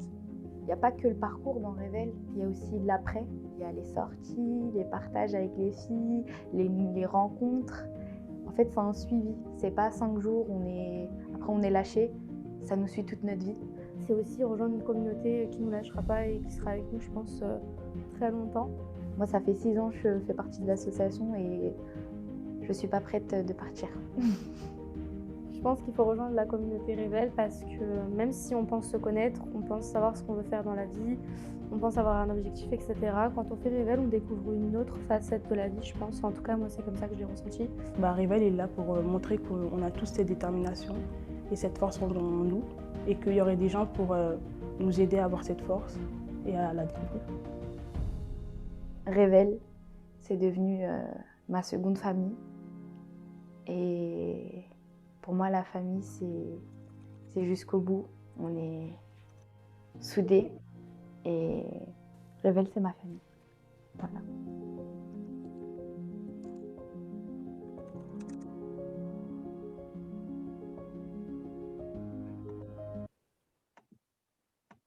Génial. Merci, merci aux filles pour ces mots. On sent qu'il y a énormément d'émotions et vous le mettez dans le chat. Magnifique, détermination, empathie. Bon, alors Sonia, évidemment, et ses vidéos, c'est toujours incroyable. Il y a beaucoup d'émotions. Mais justement, pour réagir à cette émotion-là et à ces mots qu'on vient d'entendre, bonjour Madame la Ministre. Bonjour chère Nora. Je suis tout à fait ravie d'être avec vous. Merci de m'avoir invitée. Mais alors, on est ravis que vous soyez parmi nous. C'est vraiment un super grand honneur depuis le temps en plus qu'on se disait quand même, ce serait vachement bien qu'Elisabeth Moreno elle soit avec nous un jour. On est ravis. Elisabeth Moreno, vous pourriez être finalement une rôle modèle au vu de votre parcours. Qu'est-ce que ça vous inspire? C'est ce qu'on vient d'entendre, ces jeunes filles qui nous disent, voilà, même si on n'est pas sûr, il faut se lancer, il faut apprendre à s'écouter soi-même. Finalement, on est soudés, on est une famille et puis on avance ensemble. Qu'est-ce que ça vous inspire, vous, au vu de votre trajectoire personnelle? Alors, je vais commencer par le commencement. D'abord, je veux dire pourquoi je suis là. Je suis là pour vous, Nora. Parce que lorsque je vous ai rencontré la dernière fois, je vous ai entendu parler de ce que vous faisiez chez Révèle et je me suis dit que j'avais envie de participer tout simplement parce que j'aurais pu être une rôle modèle, vous l'avez dit, et je salue ces magnifiques femmes qui ont témoigné tout à l'heure sur leur parcours parce que quand on a reçu, il faut savoir donner et on s'enrichit encore plus et tout le monde peut transmettre parce que tout le monde a quelque chose à apprendre et tout le monde a quelque chose à donner, tout le monde a quelque chose à recevoir. Et ensuite, j'aurais pu être une de ces jeunes filles qui vous écoutent aujourd'hui parce que moi, vous savez, on parle avec beaucoup d'humilité de famille modeste. Moi, je suis une enfant de l'immigration. J'ai grandi dans les cités. J'ai grandi avec, j'écoutais les jeunes filles qui parlaient tout à l'heure de famille, d'amitié, de solidarité, etc. Et j'ai connu ça autour de moi. Et je me suis toujours dit que si un jour je réussissais, eh bien, j'aimerais beaucoup transmettre aussi ça et montrer que c'est possible. Et je peux vous assurer que quand j'ai grandi dans ma petite cité à Athis-Mons, jamais, au grand jamais, je n'aurais imaginé qu'un jour je deviendrais ministre.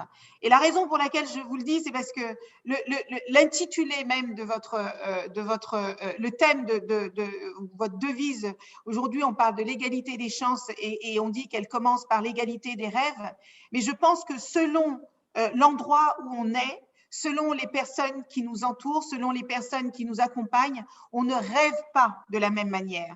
Et je ne sais plus si c'est Sophie ou Moufida qui disait tout à l'heure qu'il y a une forme d'autocensure. Il y a certains endroits aujourd'hui, quand on est en Afrique, on ne rêve pas de la même manière que quand on est à Paris ou en France ou quand on est aux États-Unis, parce que les environnements, les moyens ne sont pas les mêmes. Et je peux vous dire une chose, du haut de mes 50 ans et de l'expérience de vie que j'ai, plus vous rêvez petit, plus vous faites de petites choses. Plus vous rêvez grand et plus vous faites de grandes choses. Et parfois, on vous dit, vous avez certainement entendu l'expression, mais arrête de rêver. Eh bien, moi, je vous dis, n'arrêtez jamais de rêver. Surtout, n'arrêtez jamais de rêver parce que pour rendre les choses possibles, il faut commencer par les rêver. Et je suis d'accord avec vous, l'égalité des chances, c'est d'abord l'égalité des rêves et on sait qu'aujourd'hui, ce n'est pas encore une vraie réalité pour tout le monde. Elisabeth Moreno, vous étiez quelle jeune fille à 15 ans et à quoi vous rêviez? À 15 ans, j'ai promis que je ne dirais que la vérité. Moi, ma mère, elle m'a élevée pour que je devienne une gentille épouse, une gentille mère, que je m'occupe bien de mon mari, de mes enfants, de ma belle famille et de tout le tout team. Donc, à 15 ans, je me rêvais comme une mère extraordinaire.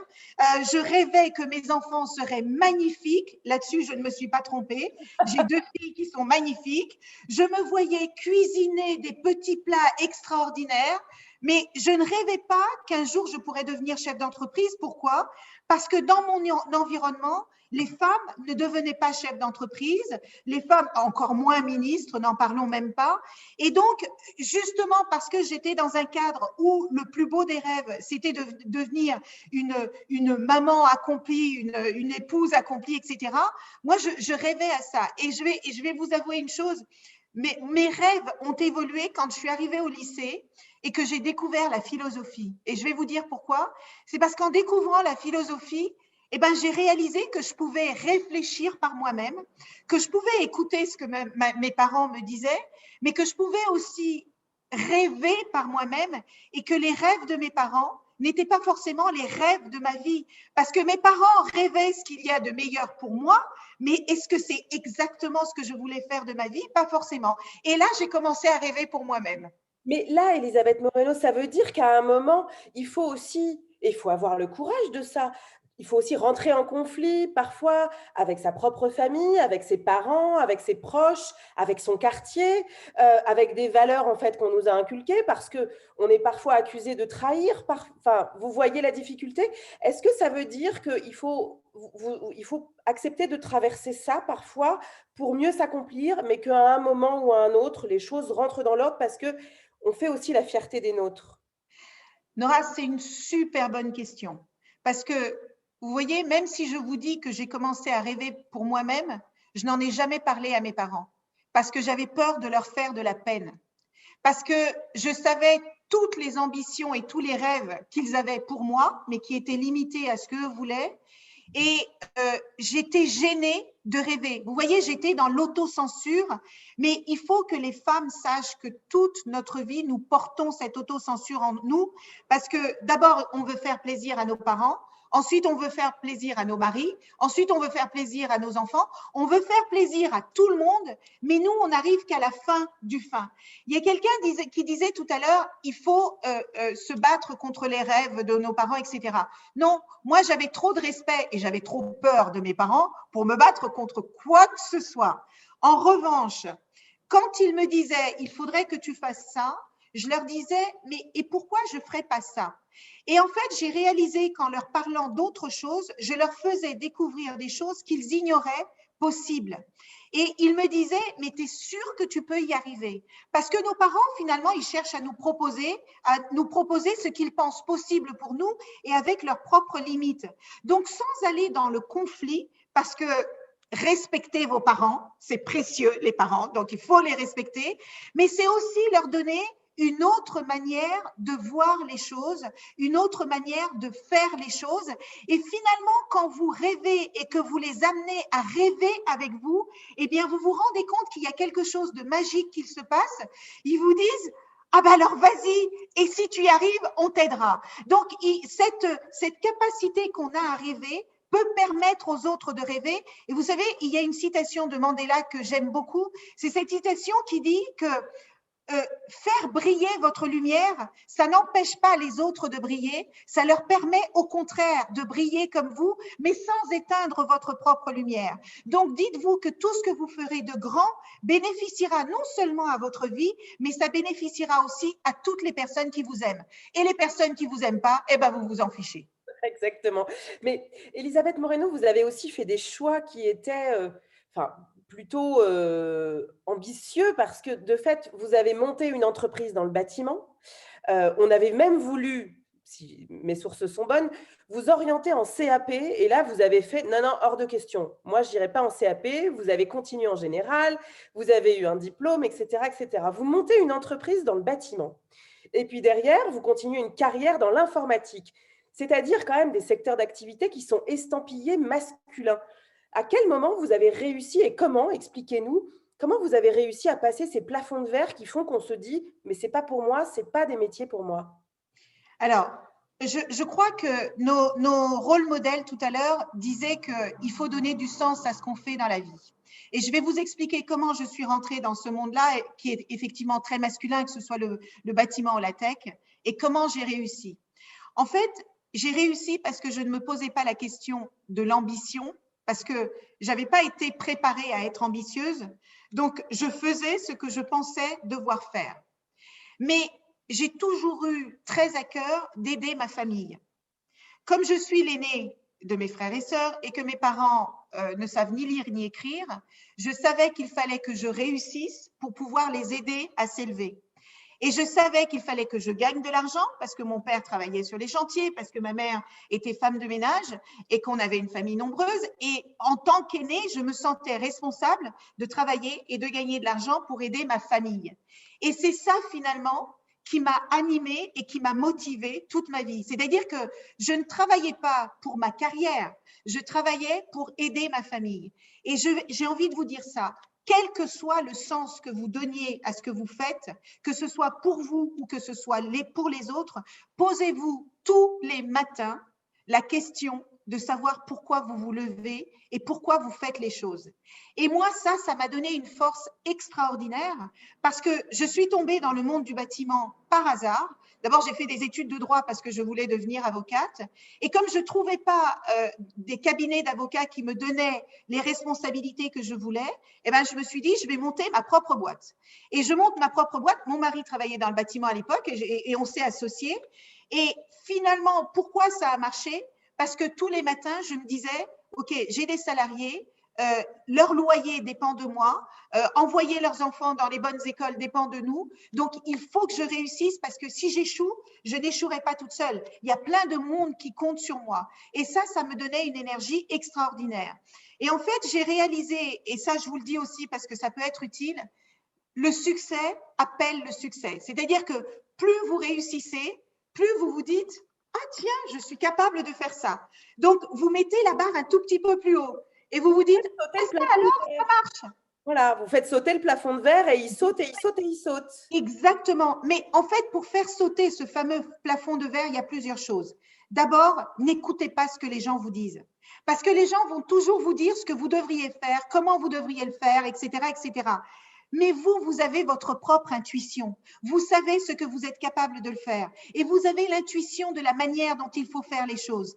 Et vous parliez tout à l'heure, et je veux saluer les rôles modèles parce que c'est extrêmement important. Les rôles modèles sont là, pas pour vous dire exactement comment vous devriez faire, parce que chaque expérience est personnelle. Mais ils sont là pour vous dire, bien sûr que tu peux le faire. Moi, je croyais que j'en étais pas capable et regarde, j'ai réussi à faire ça, ça, ça. Et regarde toi ce dont tu es capable. Regarde ce que tu sais. Regarde combien tu es brillante. Regarde combien tu es intelligente. Parce que les gens ont simplement besoin de confiance. La plupart des jeunes filles manquent de confiance en elles. Et parce qu'elles manquent de confiance en elles, elles n'ont pas beaucoup d'ambition. Alors même que les filles réussissent très bien dans les études en France, beaucoup d'entre elles n'osent pas se lancer dans certains projets parce qu'elles ont tellement intégré qu'elles n'étaient pas capables, qu'elles n'étaient pas compétentes, qu'elles n'étaient pas ceci, qu'elles n'étaient pas cela, reste à ta place, mais pour qui tu te prends? Elles l'ont tellement intégré qu'elles n'osent pas essayer. Et je veux vous dire que la seule manière de réussir, c'est d'essayer. Parce que si vous n'essayez pas, vous ne saurez jamais si vous pouviez le faire ou pas. Et il vaut mieux vivre avec des regrets en ayant essayé et d'avoir échoué. Et quand vous échouerez, vous apprendrez, parce que moi, j'ai échoué 1001 fois avant de réussir, parce qu'à chaque échec, vous apprenez quelque chose. Mandela disait, on n'échoue jamais, soit on réussit, soit on apprend. Eh bien, tout ce que vous apprenez vous servira plus tard pour réussir et réussir et réussir. Et vous tomberez, parce que personne ne réussit du premier coup, et à chaque échec, vous apprendrez quelque chose qui vous aidera à réussir. Et les rôles modèles ont un travail exceptionnel à faire là-dedans, c'est-à-dire qu'il faut parler des succès, mais il faut parler des échecs. Et il faut savoir vous entourer des bonnes personnes, parce qu'il y a des personnes qui vous tirent vers le bas. Acceptez-le. Et souvent, les personnes qui vous tirent vers le bas sont des personnes qui vous aiment et que vous aimez, mais ne l'acceptez pas. Entourez-vous de personnes qui vous donnent de l'énergie positive. Entourez-vous de personnes qui vous donnent envie. Entourez-vous de personnes qui, même quand vous allez vous dire « Non, je ne vais pas y arriver, c'est trop dur », elles vont être là et elles vont vous dire « Bien sûr que tu vas y arriver parce que je suis là avec toi. » Mais là-dessus, franchement, enfin, moi, je le vois dans le chat, Madame la ministre, hein, tout ça, on nous dit c'est magnifique, c'est si vrai, il faut s'encourager, oser, c'est la clé, chaque échec nous fait grandir, c'est très touchant, votre discours est éblouissant, mais clairement, il faut avoir une force de caractère incroyable pour traverser ça. Et on voit bien à quel point, là, on entendait des jeunes filles nous dire, enfin, je suis tombée sur une structure avec des rôles modèles, avec des coachs qui m'ont appris, qui m'ont montré le chemin. Comment on fait quand on n'a pas, on n'a pas toute la capacité en fait à traverser des moments comme ça? Comment on fait pour que justement des parcours comme celui-là puissent bénéficier à toutes les jeunes filles de France, si je puis dire? Parce qu'en fait, là, on sent bien que c'est aussi un système qu'il faut apprendre à déconstruire. Voilà, c'est pas tant un manque d'ambition, c'est aussi qu'il faut lutter contre un système, et vous le savez au titre de votre portefeuille qui est l'égalité homme-femme, à quel point dans une société qui est profondément patriarcale, où on dit aux femmes reste à ta place, lutter contre un système, c'est pas simple. Donc il faut nous donner les clés de lutter contre ce système.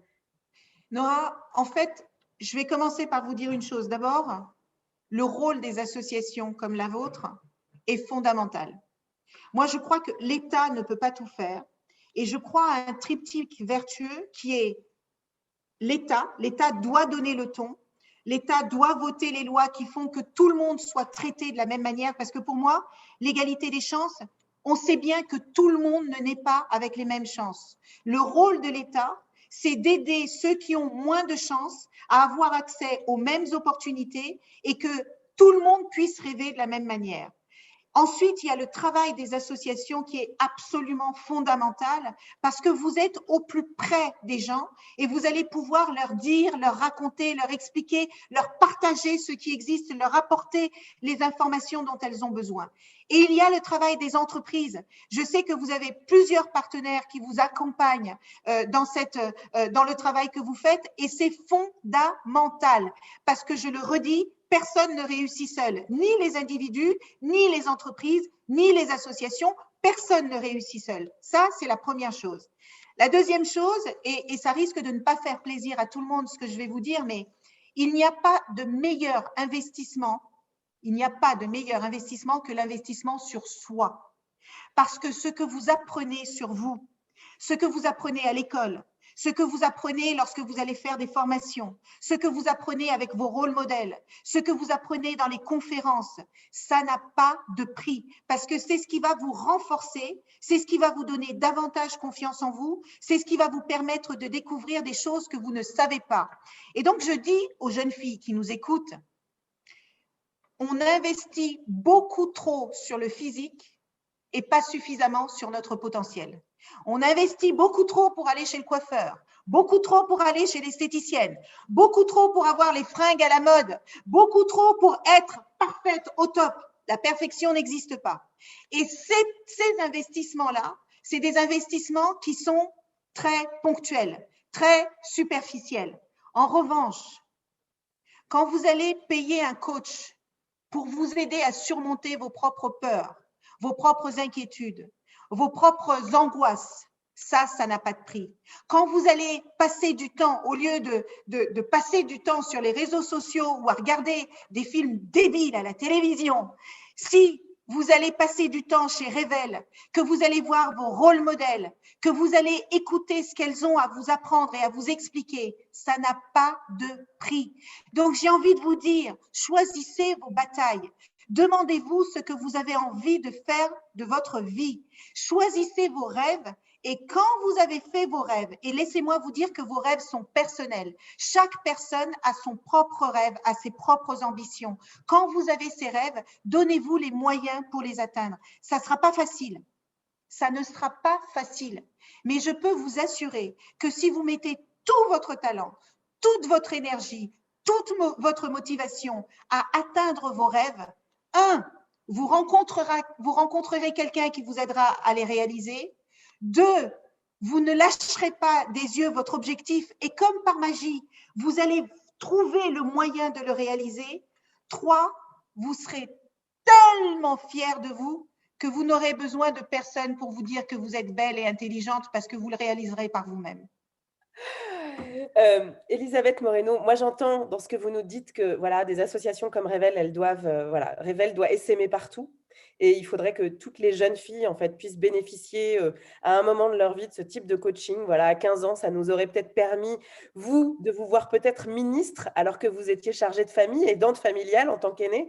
Et peut-être nous toutes, les rôles modèles qui sommes là ce soir, de rêver encore plus fort.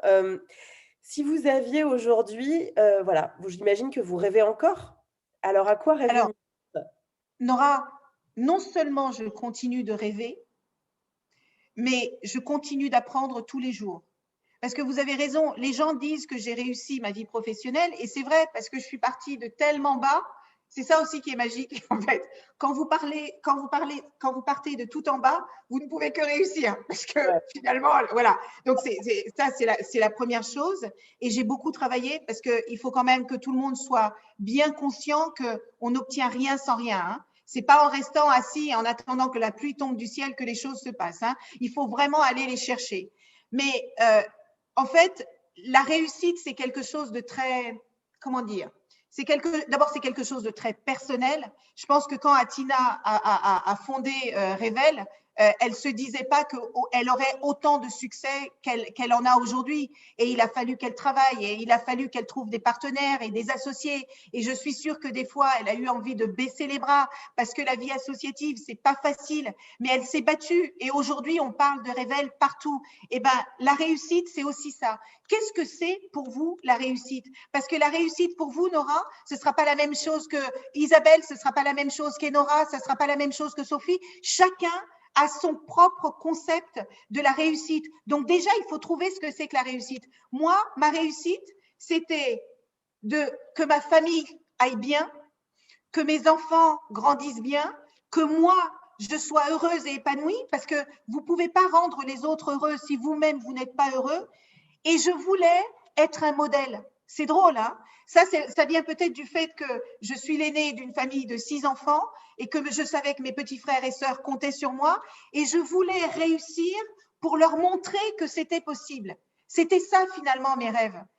Alors, j'ai réussi au-delà de toute attente, mais c'est ça aussi que peut-être que mon histoire doit vous dire, c'est que vous ne choisissez pas où vous naissez, vous ne choisissez pas l'environnement dans lequel vous naissez, vous ne choisissez pas de naître fille ou garçon, vous ne choisissez pas votre orientation sexuelle, votre classe sociale, tout ça, vous ne le choisissez pas. Mais ce que vous faites de votre vie, ça vous appartient. Et rêvez-la grande, parce que vous n'en avez qu'une vie. Alors faites en sorte qu'elle ressemble à celle que vous voulez. Mais ce sera ma dernière question, Madame la Ministre. On voit bien que voilà, on peut rêver fort, on peut rêver grand, on peut rêver vite. Et le problème, c'est voilà, qu'est-ce que du coup, quand on est ministre, quand on participe à un gouvernement, quand on traverse le moment qu'on traverse actuellement, qui n'a fait que révéler ces inégalités profondes que vous avez subies, que vous connaissez et qu'on a tous vécu, enfin qu'on a tous pu voir là durant cette pandémie. Qu'est-ce qu'il faut encore qu'on fasse? Qu'est-ce qui reste à faire? Comment on fait pour faire en sorte que l'égalité des chances et donc l'égalité des rêves soit réelle? Ça, c'est aussi une très bonne question, Nora. Décidément, vous n'avez que des bonnes questions. C'est une bonne question. Moi, je vais vous dire ce dont je rêve et je vais vous dire pourquoi je rêve de ça maintenant en tant que ministre. Moi, j'ai subi toutes les discriminations que vous pouvez imaginer. J'ai été discriminée parce que je suis noire, j'ai été discriminée parce que je suis une femme, j'ai été discriminée parce que j'ai un handicap, j'ai été discriminée du nord au sud, de l'est à l'ouest. J'ai travaillé sur les 4 continents. Les discriminations ont ça en commun, c'est qu'elles sont universelles. Partout où vous allez sur la planète, les personnes sont discriminées parce qu'elles sont femmes. Partout où vous allez sur la planète, les personnes peuvent être discriminées parce qu'elles sont handicapées. Partout sur la planète, il y a des atteintes inadmissibles et insupportables à la dignité humaine. Et mon rêve, c'est que je fasse le maximum de choses pour protéger les personnes qui sont discriminées. Et c'est pour ça qu'avec le président de la République, au mois de février dernier, on a lancé une plateforme de lutte contre les discriminations. Parce que je ne sais pas si vous le savez, mais il y a 25 critères de discrimination prohibés dans la loi. Et aujourd'hui, vous pouvez être discriminé parce que vous êtes grand, gros, petit, parce que vous êtes né sur les territoires ultramarins, parce que vous habitez dans une zone rurale, parce que vous habitez dans un quartier, parce qu'il y a 1001 raisons pour les êtres humains de discriminer l'autre. Et cette plateforme, elle a pour objectif d'aider les personnes qui sont discriminées, de les aider en les envoyant vers les services de l'État adéquats, de les aider, ça peut être la justice, ça peut être le ministère de l'Intérieur, ça peut être le ministère de l'Éducation, parce que quelqu'un disait tout à l'heure, l'égalité des chances dépend aussi de l'école. Oui, l'égalité des chances dépend aussi de l'école, mais moi, je connais des gens qui ont merveilleusement réussi alors qu'elles ne sont pas allées à l'école. Donc, il faut vraiment rester ouvert à ce que le monde peut avoir à offrir. Donc, lutter contre les discriminations de genre sont les premières discriminations au monde. Quand on est femme, du plus jeune âge jusqu'à la retraite et peut-être jusqu'à ce qu'on meure, on est discriminé. On est discriminé parce qu'on nous dit qu'il y a des études qui ne sont pas faites pour nous. On est discriminé parce qu'on nous dit qu'il y a certains sports qui ne sont pas faits pour nous. On est discriminé parce que quand on arrive dans le monde de l'emploi, on est moins payé que les hommes. On est discriminé parce que quand on arrive à la retraite, on touche moins que les hommes. On est discriminé parce que quand on s'arrête pour avoir des enfants, on loupe des promotions. Toute notre vie, on est discriminé. Donc moi, aujourd'hui, ma bataille, c'est de lutter contre les violences sexistes et sexuelles parce qu'il y a des femmes dans notre pays qui meurent parce qu'elles sont des femmes. Il y a des femmes qui sont violées parce qu'elles sont des femmes. L'inceste, c'est 80% de femmes. Donc ça, c'est ma première bataille. Ma deuxième bataille, c'est l'égalité professionnelle et économique. Que les femmes puissent faire le job qu'elles veulent, quand elles veulent, comme elles le veulent. Juste avant de vous rejoindre tout à l'heure, j'étais avec plusieurs banques, j'étais avec la BPI, j'étais avec la BNP, j'étais avec la Caisse d'épargne, parce que je veux que ces structures bancaires accompagnent les femmes qui investissent. Et je me bats pour que les femmes soient traitées de la même manière d'un point de vue professionnel, parce que le talent n'a pas de genre, le talent n'a pas de couleur, le talent n'a pas d'origine. Ça, ce sont mes batailles. Et l'égalité des chances, elle passe par l'éducation, elle passe par le travail, elle passe par l'emploi, elle passe par l'accès à la santé. Donc, le travail est colossal, mais je ne suis pas seule. Tout à l'heure, je vous disais qu'on ne réussit pas seul. Je suis entourée de ministres, d'abord d'un président qui a compris combien l'égalité des chances est importante et qui nous accompagne pour faire le meilleur travail qui soit là-dessus, que ce soit dans l'éducation, la santé, que ce soit dans le travail et j'en passe et des meilleurs. Mais aussi parce que tous les ministres ont bien conscience des inégalités qui explosent. Pendant la crise sanitaire, les femmes ont été en première ligne. Elles ont énormément souffert et elles continuent de souffrir. Pourquoi? Parce que les femmes ont les jobs les plus précaires, parce qu'elles ont les jobs les moins payés, parce qu'il y a de plus en plus de familles monoparentales et que 85% des familles monoparentales sont portées par des femmes. Donc, c'est vous dire tout le travail que j'ai à faire et c'est pour ça que je compte sur vous, mesdames, et les messieurs qui sont en ligne, parce que le travail est colossal. Oui, mais effectivement, mais on va commencer, enfin nous, pour le coup, à Revel, on commence en prenant, comme disait Atina tout à l'heure, on fait notre part en colibri. On va vous remercier, Elisabeth Moreau, de nous avoir consacré ce temps et de nous avoir inspiré parce que, voilà, en lisant les filles qui sont actuellement sur le chat, voilà, on nous disait bravo, incroyable, un discours profondément inspirant. On devrait, devenez rôle modèle chez Revel, vous devriez venir plus régulièrement. Voilà, ça nous a tous filé une patate de dingue. J'en suis ravie, j'en suis ravie. Voilà, prenez soin de vous. Nous, on continue parce que du coup, on a un peu bouleversé notre petit conducteur. Voilà, Elisabeth Moreno, merci pour tout. On compte sur vous pour faire essaimer les Revel partout en France. Voilà. Je vais parler de vous en long, en large et en travers, mais je vais tellement parler de vous que vous allez être submergés de demandes. C'est pas grave. Et mesdames, merci de m'avoir accueillie. Et je vous en supplie, continuez de rêver grand. L'une de mes citations préférées, c'est « Toujours viser la lune. Si vous la loupez, vous tomberez dans les étoiles. » Alors, que les étoiles vous tendent les bras. Merci beaucoup. Merci beaucoup. Merci que les étoiles vous tendent les bras. Vous notez les filles, hein, voilà, vous avez eu que des punchlines depuis, depuis le début du discours de Elisabeth Moreno. Ouais, keep on dreaming, exactement. Et ben, on va reprendre notre petit conducteur. Hein. Je vais m'excuser hein, déjà parce qu'il a fallu faire un petit peu en impro, mais prendre un petit peu la place des prescripteurs. Vous avez vu, hein, si on reprend la vidéo que vous avez entendue tout à l'heure des alumni, à quel point ce parcours Révèle en fait les a transformés pour longtemps.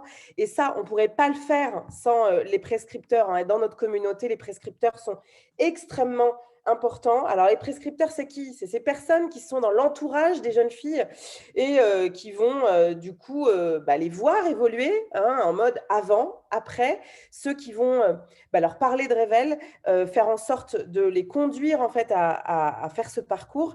Et il y a les coachs, il y a les parents, il y a les profs, il y a des conseillers d'éducation, il y a des associations.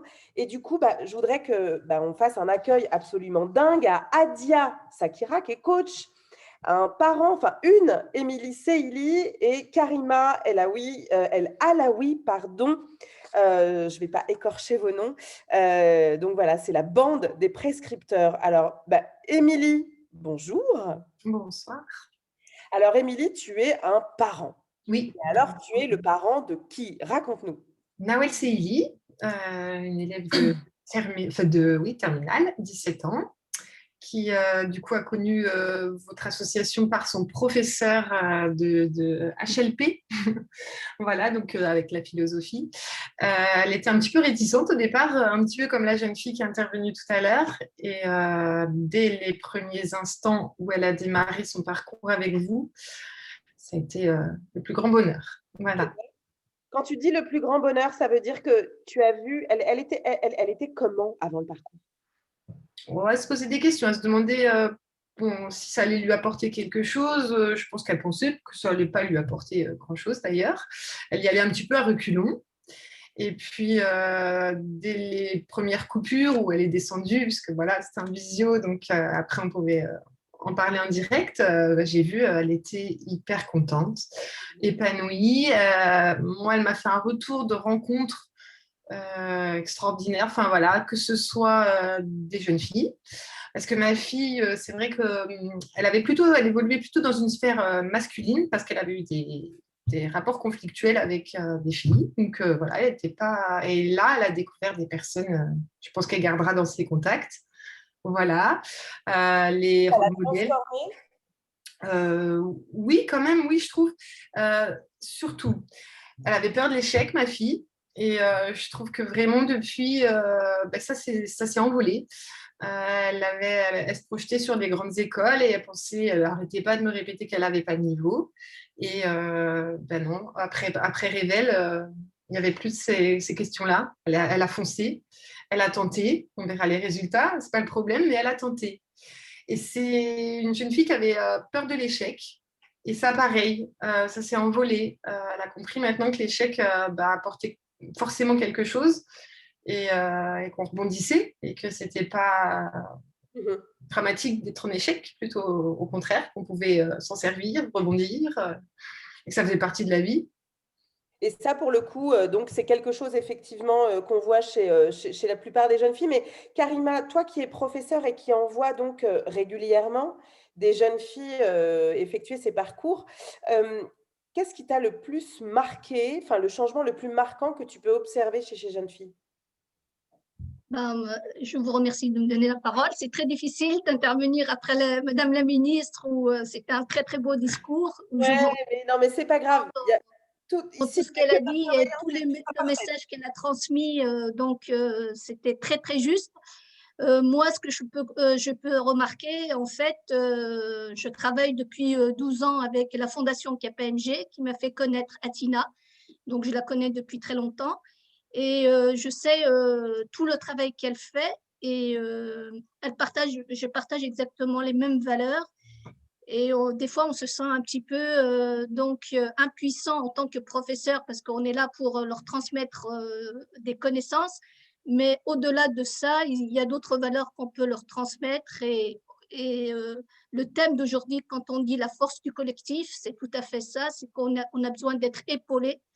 Et donc, le retour que j'ai des jeunes filles que j'inscris dans ce parcours, elles reviennent après des vacances, parce que c'est toujours pendant les vacances que ça se passe. Elles viennent me voir en me disant « Oh, merci madame de m'avoir inscrit dans ce parcours. J'ai vraiment repris confiance en moi. Ça m'a donné… elles arrivent enfin à se projeter sereinement dans l'avenir et elles reprennent confiance en elles, de l'estime de soi et pour pouvoir se projeter dans l'avenir. Alors, moi, je ne connais pas du tout le parcours, mais c'est à travers les échanges que j'ai avec mes élèves que j'ai découvert le rôle modèle. Qu'est-ce que c'était que ce rôle modèle? Alors, je leur demandais, mais c'est quoi ce rôle modèle? Ça consiste en quoi?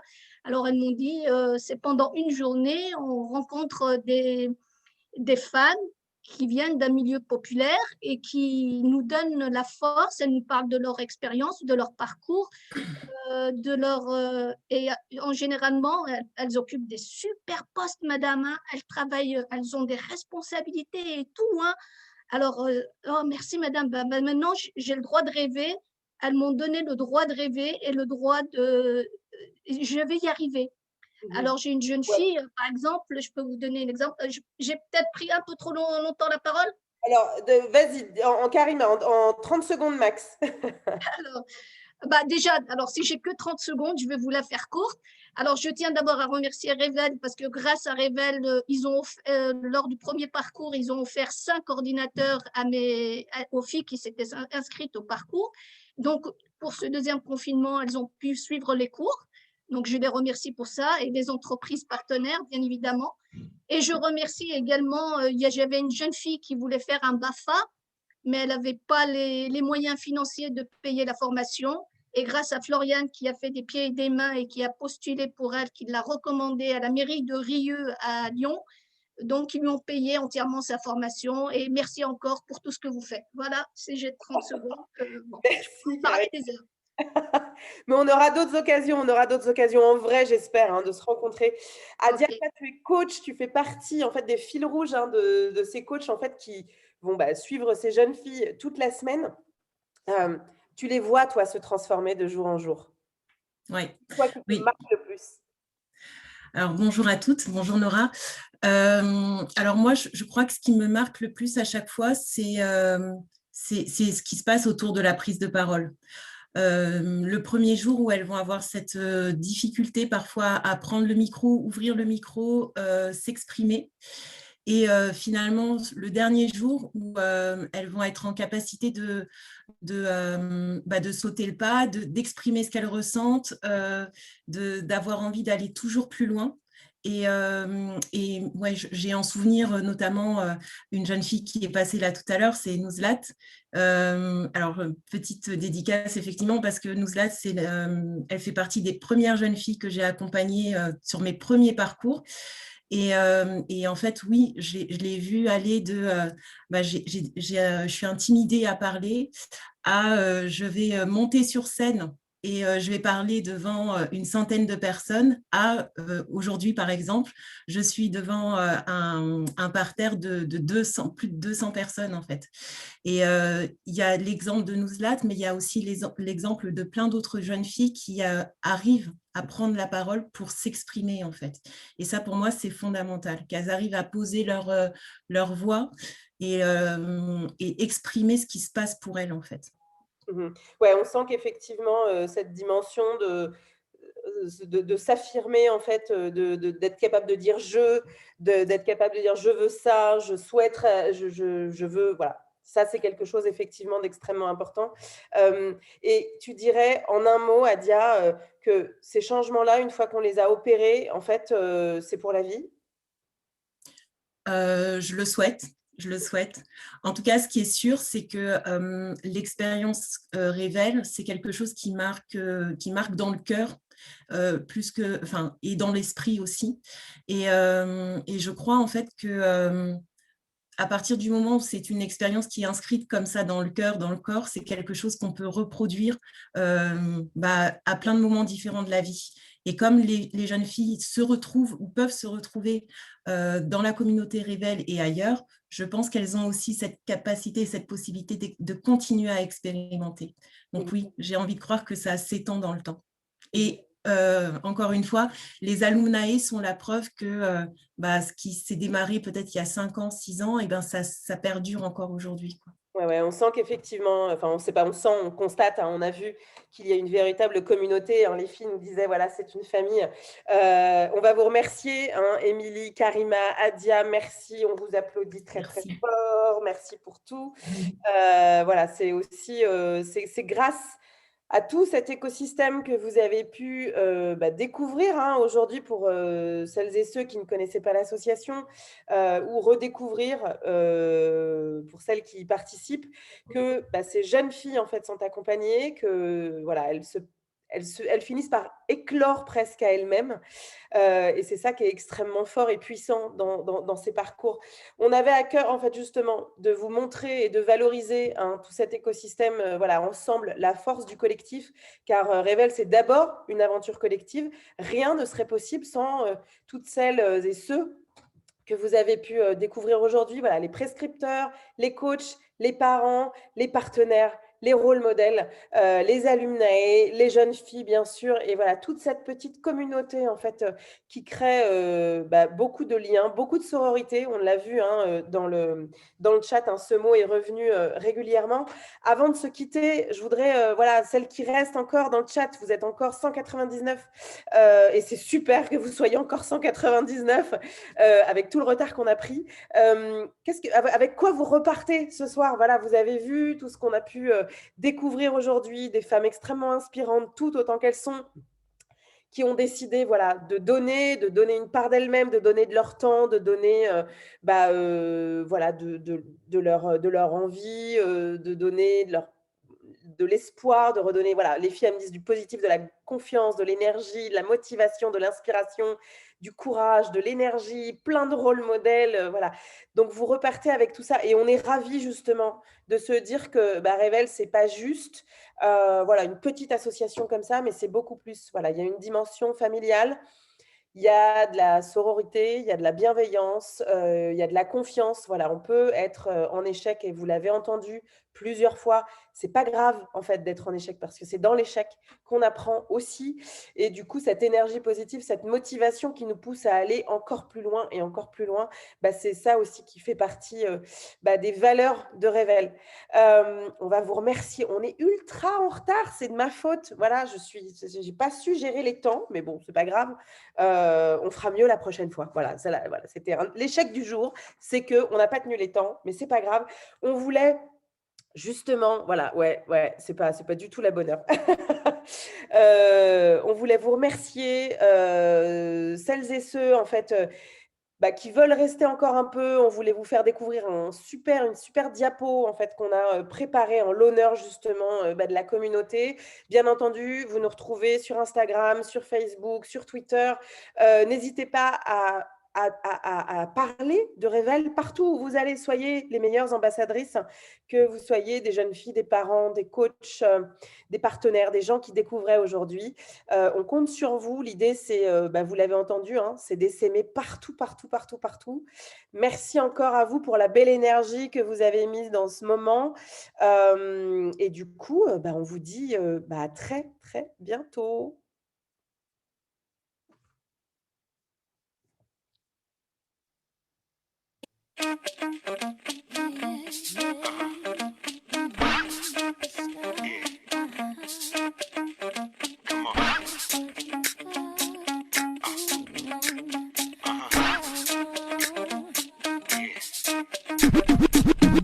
People always talk about all the things they're wrong about.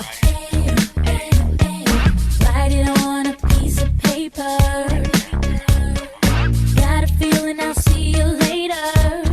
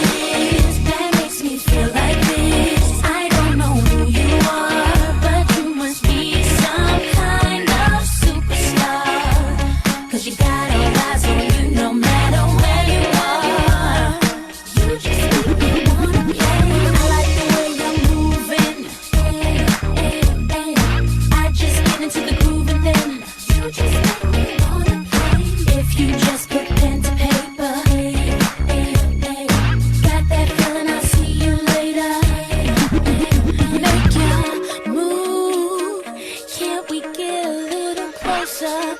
You rock it just like you're supposed to.